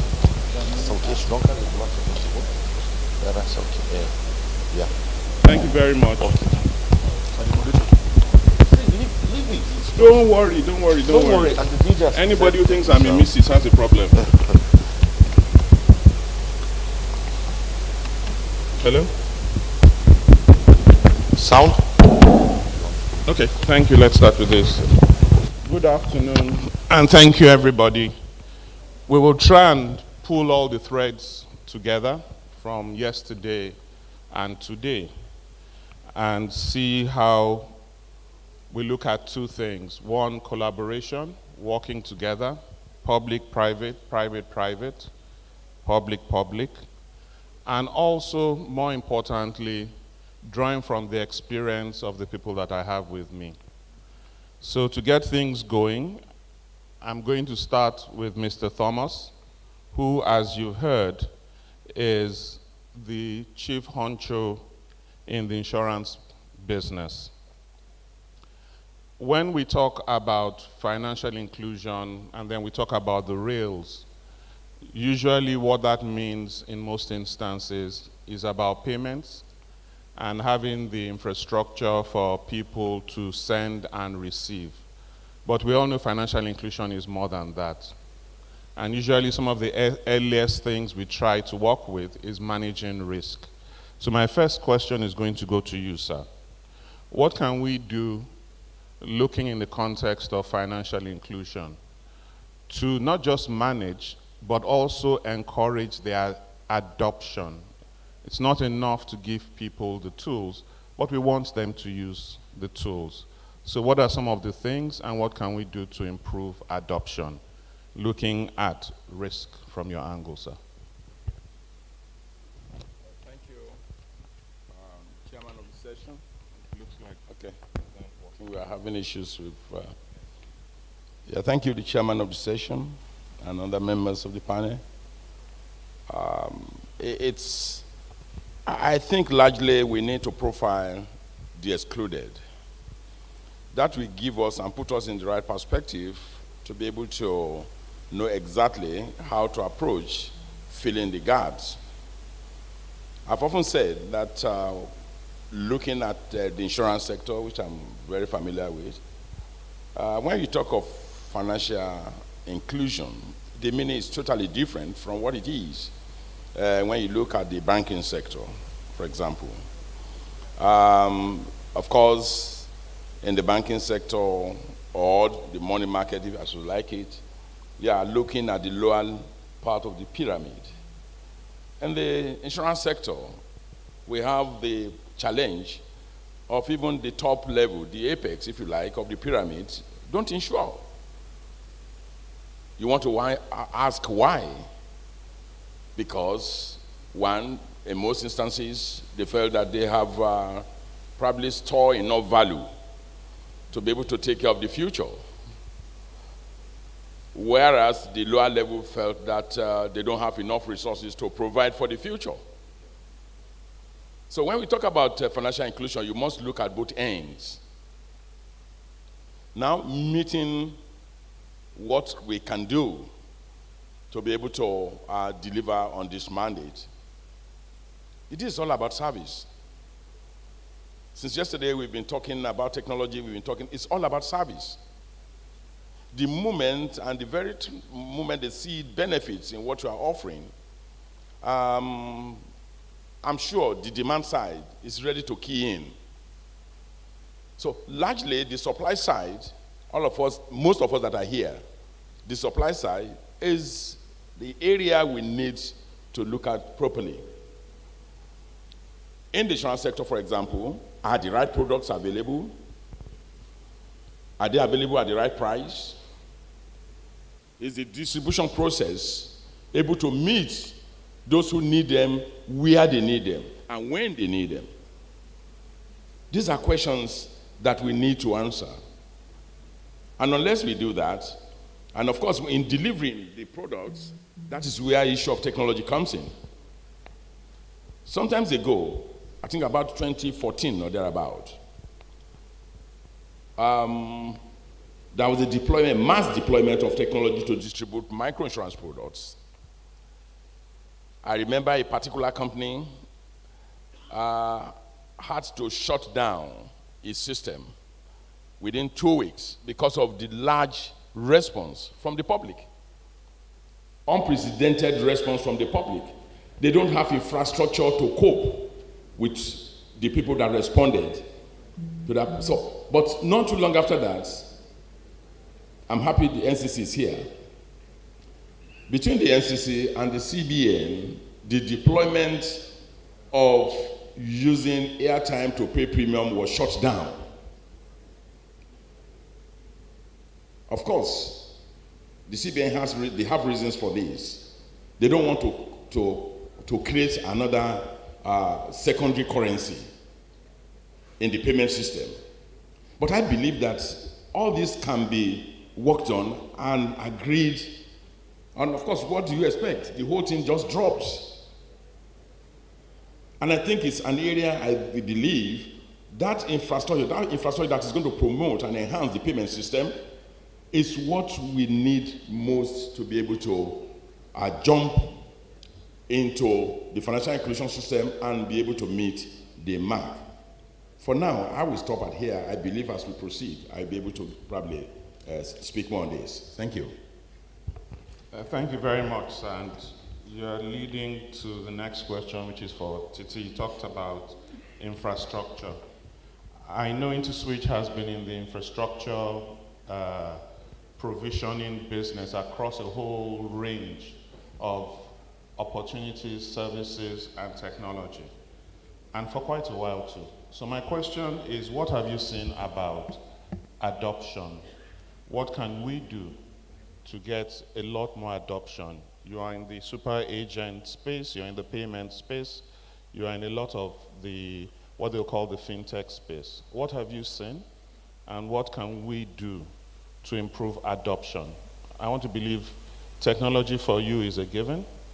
It's to get people to use it.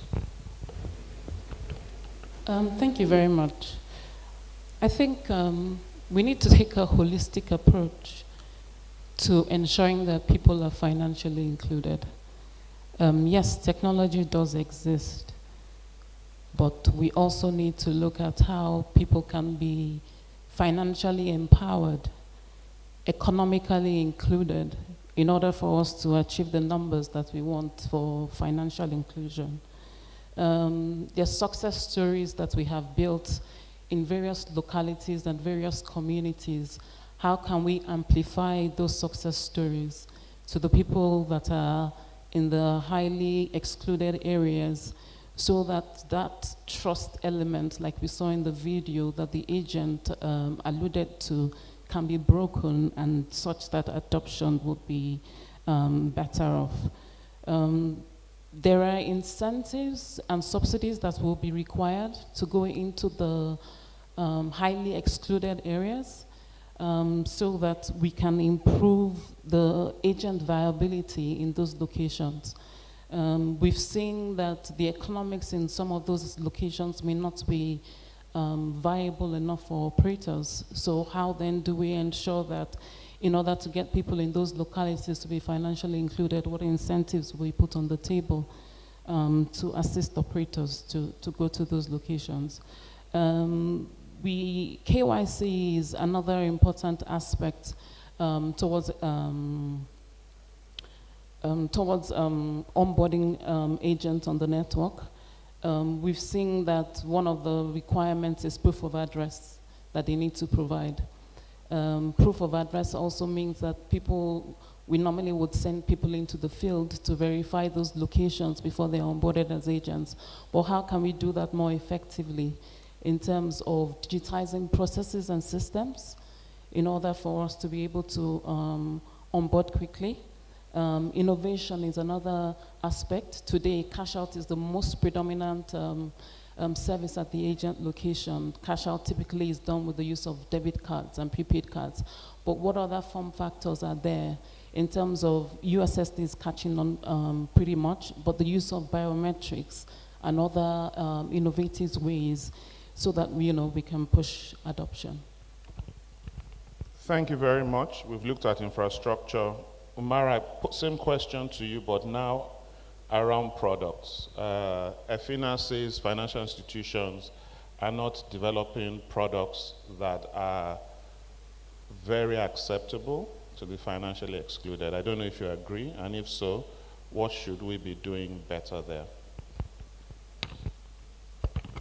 Thank you very much, moderator. Good afternoon, everyone. Really, for me, before I respond to that, I'd like to take a little context into the definition provided earlier by from the insurance point of view. You know, I think over the last hours, from yesterday to this afternoon, we've had different definition, and it's presumed that all of us here understand and know who the financially excluded are anyway. But just for purpose of emphasis, I will recap. One, essentially, they are the very poor of the poor. We all know that. Two, they are essentially and mostly illiterate by any definition of literacy. Three, a significant percentage of them are also women in terms of the general social demography, you know. And then another important classification is also the geography. Predominantly, majority of these excluded also reside in certain part of the country, predominantly northwest, northeast, and maybe north central in that order. Now, having identified what I would consider now the major target market, we can stretch the definition also to include small businesses, regardless of where they reside, which will further include those outside these immediate regions. Now, so when we have identified this group, which is the first stage in developing any suitable product that will address and bring these individuals into the ecosystem, are the concerns that my colleague just raised immediately. For her, first is the issue of viability or profitability. Why should I go there? What's the motivation for me to be there? That's one.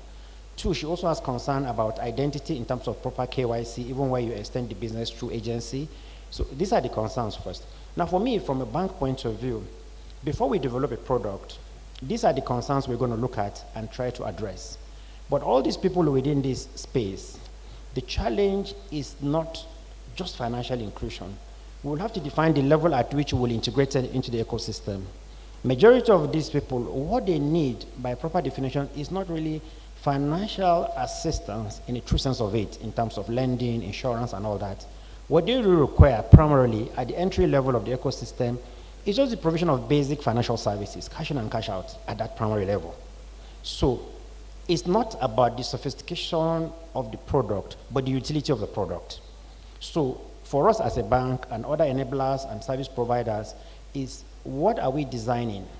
What are we enabling for that target market to reach out to them, whether it's called a product or service, but what are we providing to that market that will enable them to be financially included and render them, and for them to begin to be admitted into the system first. Then subsequently, as they begin to enjoy the privileges of being within that ecosystem, we can now begin to look at products that suits their environment, okay, that suits their nature of business, their culture, and their idiosyncrasies. I mean, these are things that will have to evolve with time, depending on which location and who you are targeting. But I think the first point is at the definition of product level, which I know most banks have done really, and a lot of banks and other enablers are attempting to do.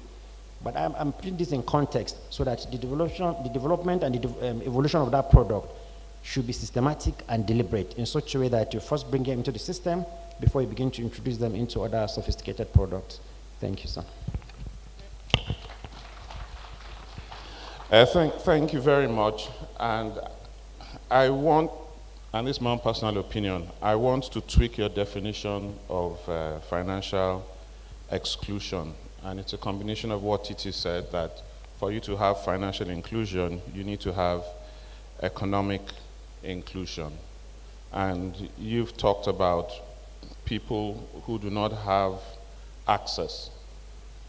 I think around 2017, 2018, Lagos State said they had a population of 25 million people. BVN records said there were about 5 to 6 million people in Lagos with bank accounts.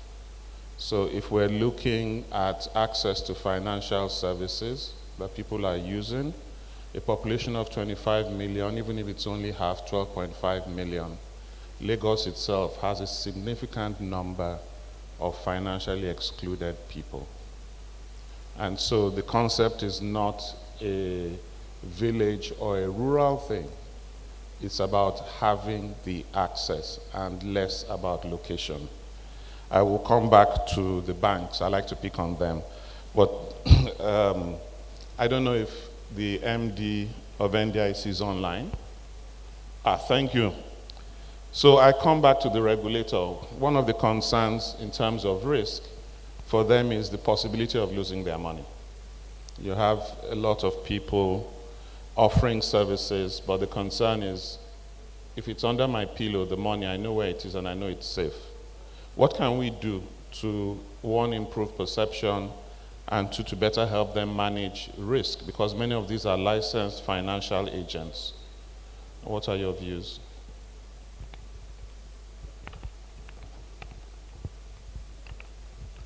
We cannot hear you unless you're whispering.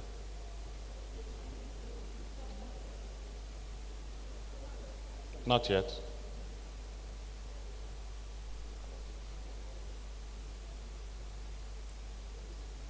Hello, can you hear me? Now we can. Please go ahead.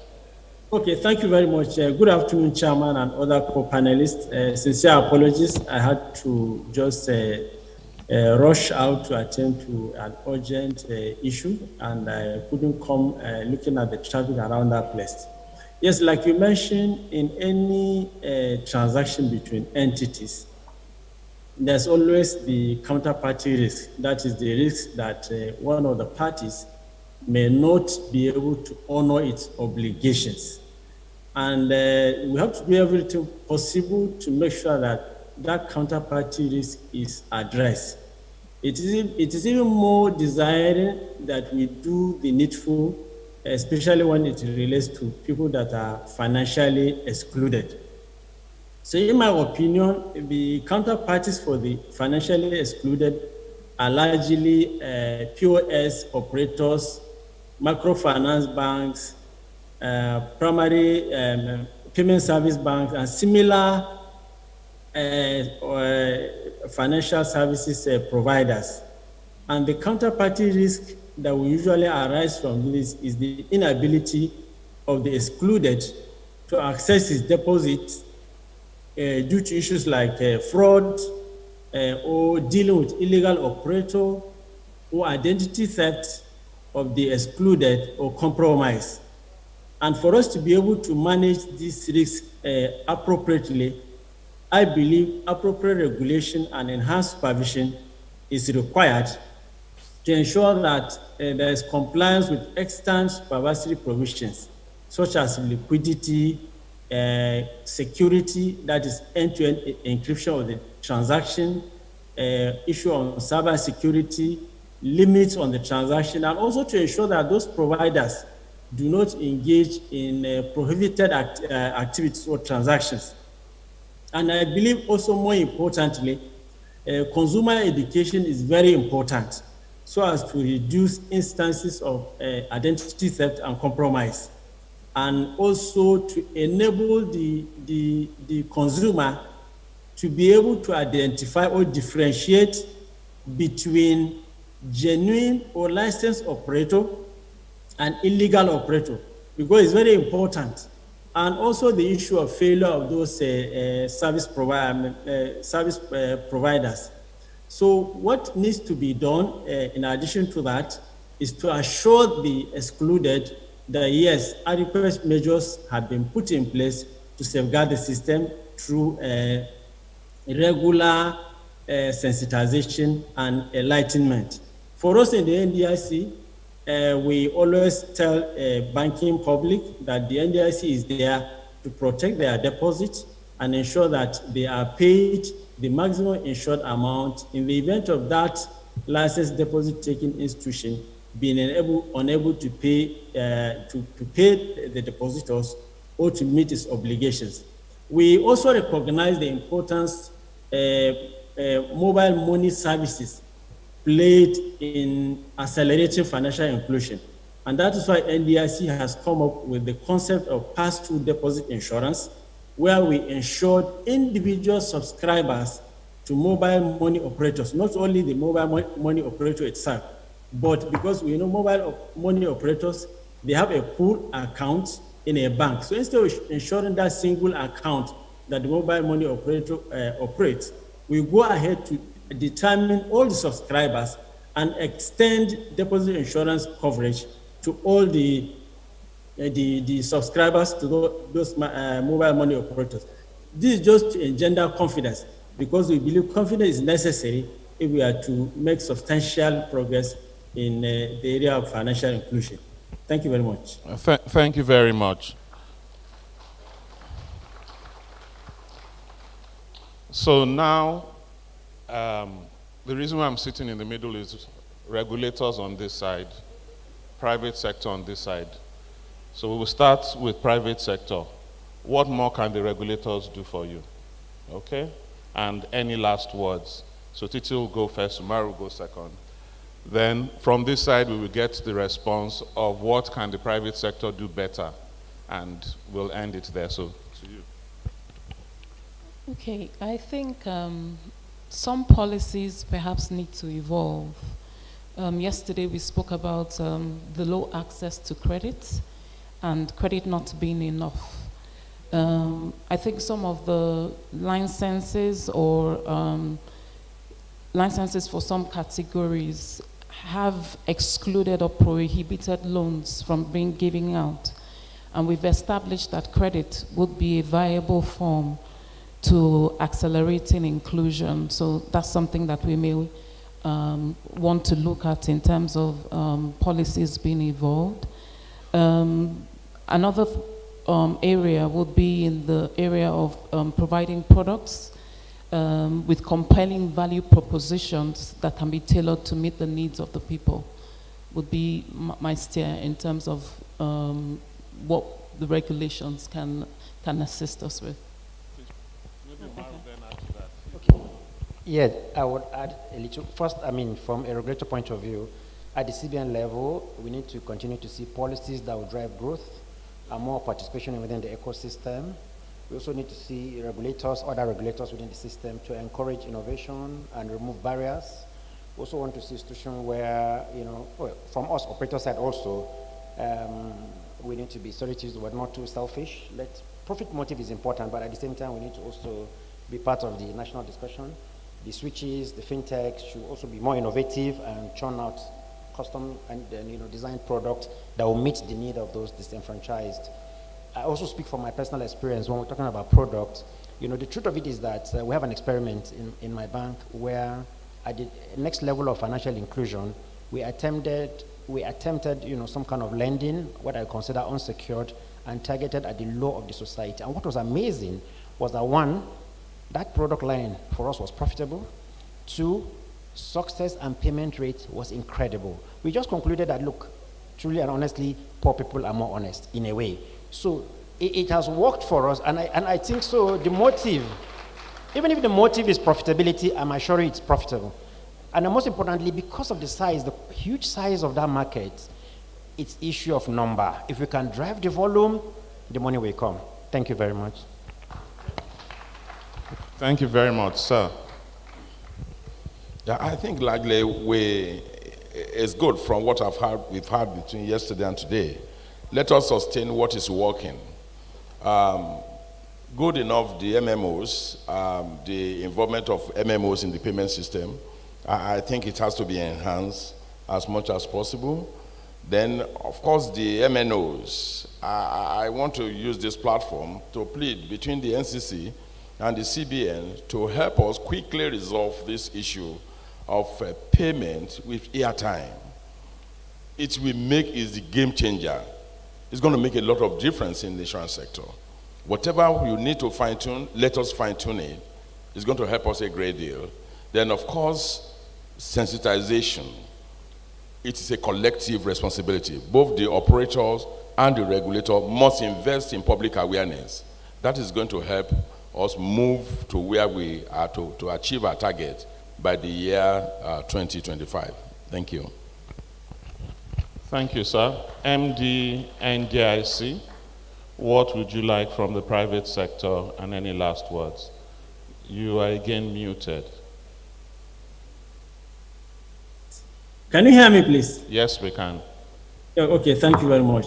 For my own side, I think the operators' early engagement with regulators in any area supporting the financial inclusion drive, I believe, will build trust and goodwill. In a progressive environment, who lead the engagement, I think, is inconsequential. Secondly, also the issue of providing accurate and timely information, because I believe operators which provide misleading information to regulators can face reputational damage, which can affect the ongoing relationship with regulators. And I believe, more importantly, also operators should develop what I may call a regulatory engagement strategy in order to support positive response to compliance with extant regulation. I also believe there is a need for the operators to rethink the business model into a collaborative one. Because as innovation continues, new products emerge, there is dialogue among financial service providers, regulators, and policymakers will be critical. So by so doing, if they collaborate, I believe they can bring down costs and make financial services more affordable, which is one of the key considerations in financial inclusion. And lastly, I think we must begin to see financial inclusion as a business opportunity. In other words, stakeholders can actually leverage on it through partnership with other providers to drive business growth. Stakeholders must agree to partner and should make specific commitments to expand inclusion among hard-to-reach groups, such as women, farmers, and small businesses. So I think that is my take. Thank you, Chairman. Thank you, MD. I hold the mic so I have the last word. And I think what I would add, and we're discussing collaboration, is we need a lot more private to private collaboration. As you can see, everything is about scale. And when you talk financial inclusion, you're talking about specialized groups with specialized needs, but there are common factors across. And many times the private sector sees each opportunity as just for themselves. If you look at credit, the most valuable commodity in credit is information.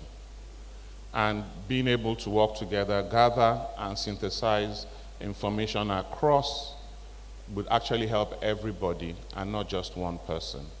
The second, again on collaboration, is public to public collaboration. Many times we find people needing to talk to more than one regulator or one government entity. So we do have a meeting of regulators, and maybe financial inclusion may become a key item, of which some way or the other industry would be able to access it. But we all need to start talking with ourselves and across the divide. Thank you very much for listening to us. And Madam Chair, we want to take a picture with you. Thank you, thank you, thank you, everybody.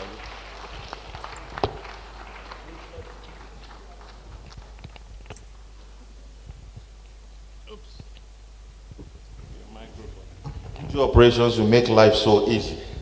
Very easy. All right, let's have the gifts, please, quickly.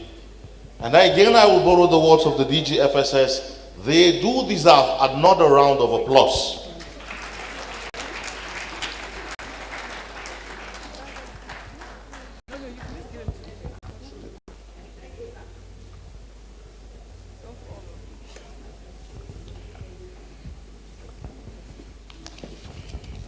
You need to go.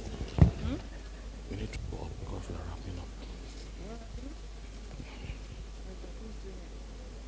No, not wrap up. We call her. And she goes. That's the thing.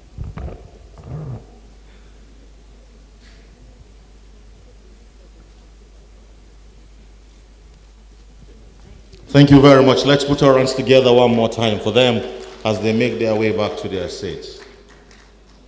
Thank you. Yes. Please. You are taking Yes, ma'am. Yeah, yeah. Paul, but no.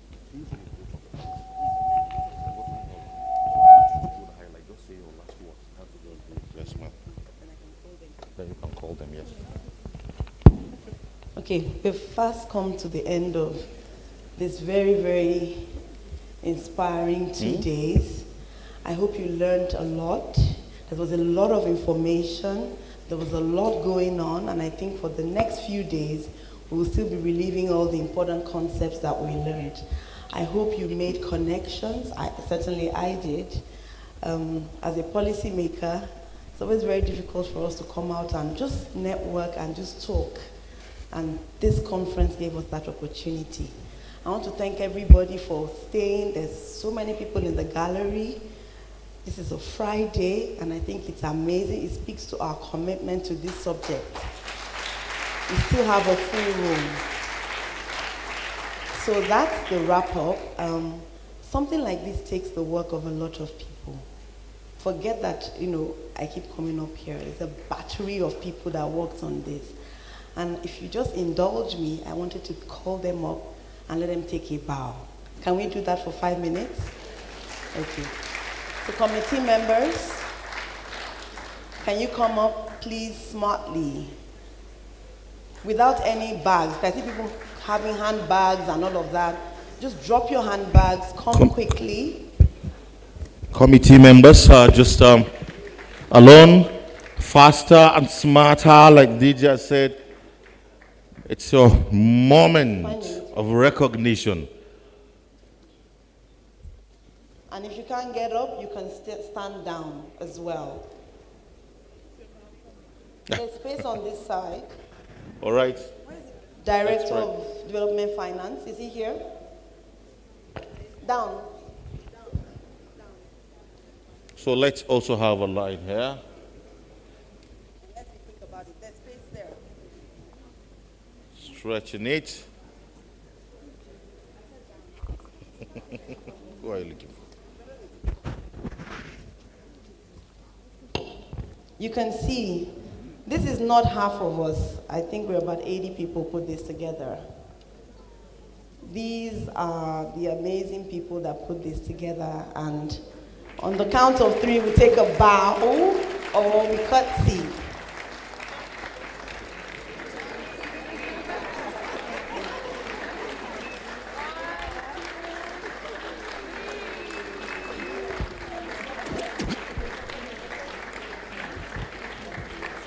Thank you very much. Thank you very much, committee members. Please do make your way back to your sitting positions. Thank you. Thank you. Thank you very much.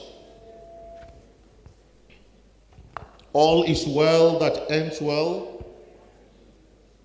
It is said,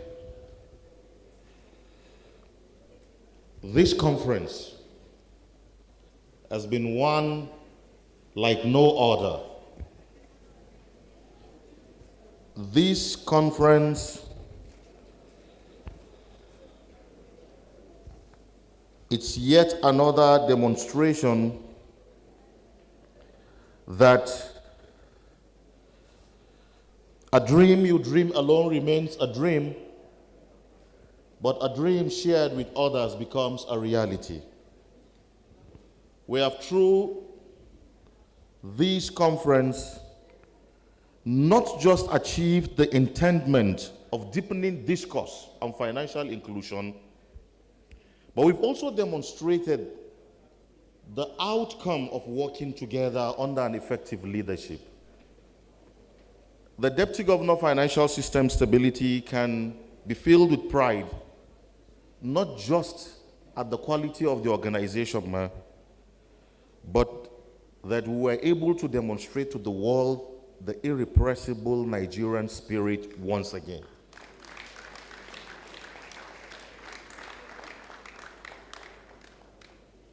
The thousands of participants that in the country, when we set our mind to achieving something, we do it to the best of our ability and to the acclaim and salutation of the world. Your Excellencies, distinguished guests, ladies and gentlemen, at this point, we are very proud, and I say we, Lele and I, of the opportunity to be a part of history. But it is incredible that when you are driven, you can achieve anything. I only met her 2 days ago, but the DG gave me a charge, build a chemistry that would reflect friendship on stage. So I let out a secret. All of you who have been sending the text messages, where did you find her? I did not know her before 2 days ago. But again, what it shows is that if we put our mind to delivering on an objective, it is doable. Thank you very much, Madam DG, for the charge. Thank you for the leadership. Thank you, Lele, for being such an amazing partner on this journey. I would like to do it over and over again with you.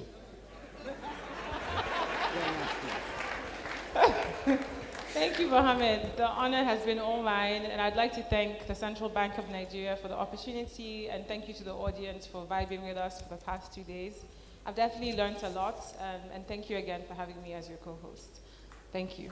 Thank you very much. And at this point, the man whose thought it is to have the last word is the head financial inclusion delivering unit in the CBN. Tonight, I am sure he will sleep soundly.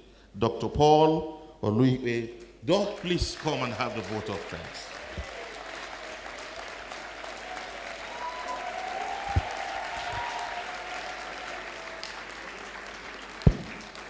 Congratulations, Doc. Thank you very much. All right. Thank you, everyone. I have something prepared, so I will just read it from here. But I would like really to appreciate you all for staying tuned and being awake and being here and having presence of mind. All protocols observed. To say it's heartwarming to see, witness, and experience what happened here yesterday and today would definitely be an understatement. But to say the truth, I am exhilarated, definitely. This sense of exhilaration stems from the reality that financial inclusion has regained momentum in the Nigerian space. And we have spurred conversations, not just at levels that we see as ephemeral, but rather at a very deep and intense level, as you could see during this conference. While it was necessary to recount our journey, celebrate our collective achievements, adorn individual achievers with laurels and commendations, it was equally very needful that we interrogate the real issues which lie on our path to forging a sustainable and inclusive future in Nigeria. This conference has achieved both objectives, you would agree with me. I therefore wish to thank all of you who attended this event, our partners, stakeholders, sponsors, and everyone who cares about financial inclusion, for your thoughtful and active support of our efforts. The Governor of CBN, Mr. Godwin Emefiele, for his visionary leadership of the National Financial Inclusion Steering Committee.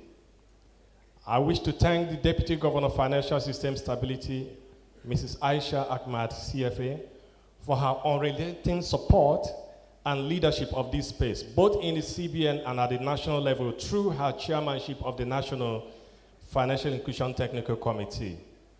The Director of Development Finance, Mr. Philip Yila Yusuf, for his leadership and support of financial inclusion initiatives. He's my direct boss, very proactive, open, a lot informal in his approach to things. And if you need anything, just ask him. He's always very accessible. And since he came to the department, he has revolutionized the place, and all the DFD staff here would agree with me. So kudos to him for all he has done.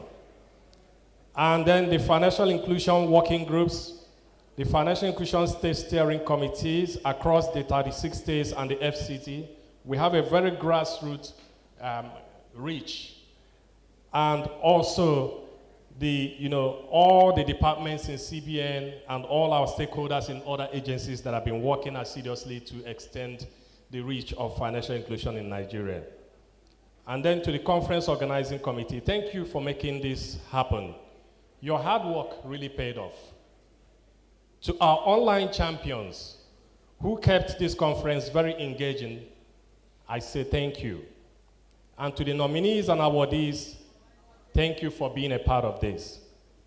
If you did not win an award this year, you could next year. Just continue to push the boundaries, do not relent, and you will be surely rewarded. I reserve my final commendation for my team at the Financial Inclusion Delivery Unit. I'm blessed with such a great team with cutting-edge skills, proactive minds, and people who think on their feet. You are agile, responsive, nimble, adaptive, and innovative. Thank you, and let's continue to make finance work for everyone. And I would not fail to recognize the deputy governors who had come to this event, and the DG Ops here who has been here and chaired a very, very active panel session here, which was a concluding session. Thank you, sir, for all you have done. And God bless you all. And I'd like to end with a Swaziniva phrase. Hasta la vista. We'll surely be back. Thank you. Surely when you are back, Doc, I would love to be there again with you. Distinguished invited guests, ladies and gentlemen, we will be ending with a national anthem short, but before them, some announcements. Lunch, Lele, you have the notice for the announcement. And again, our partners out there, OB and NG, have asked me to tell you, delegates, that whilst you have lunch, they will still be dragging you to have the interview sessions going on. It's been such a formidable. But make the announcements for the lunch, Lele. Thank you. So this is the time we've all been waiting for. I'm sure everyone is hungry. So for the DG and her special guests, VIPs and speakers, please kindly head to the Zuma room and please leave the room first. Then for participants in the audience, you can go to the Congress mezzanine, which is just upstairs by the amphitheater, and you can also go to the Lagos Hall. And then committee members, please go to Oriental room and you can pick up your ticket at the door of each hall. So just again, participants in the audience, please go to Congress Mezzanine or Lagos Hall. Committee members, please go to Oriental. And DG and her guests and speakers, please kindly go to Zuma Hall. Thank you. Thank you very much. At this point, finally, we must say it is not the end. It is not even the beginning of the end. This is just the end of one conversation on Financial Inclusion Conference in Nigeria. Until we come your way again, stay blessed. May we please be upstanding for the Nigerian national anthem now. And so, you can't sing the Nigerian anthem. So, arise, O come.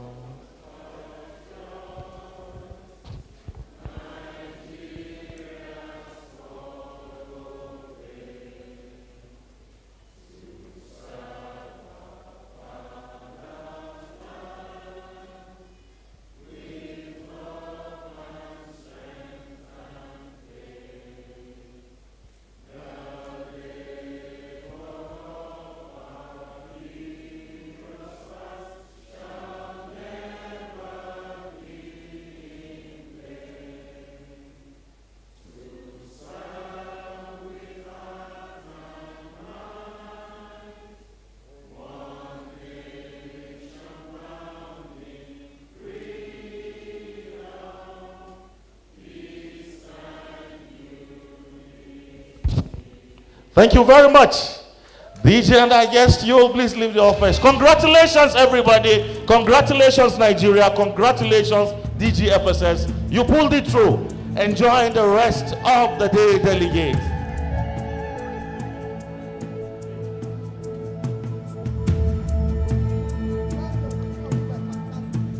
Here we stand as a people with one song, with one voice.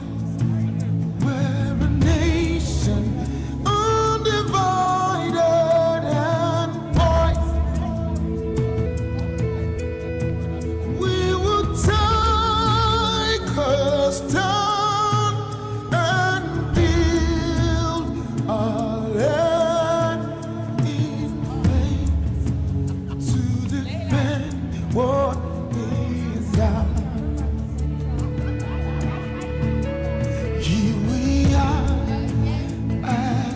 people with one heart for one cause.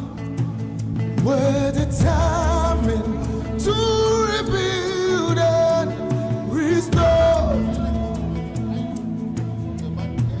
Where freedom reigns and truth prevails. Our land where there's hope for us all. Our land where there's hope for us all.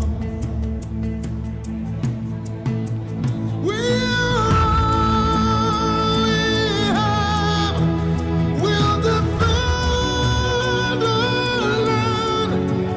We believe in this nation, and we know we'll get.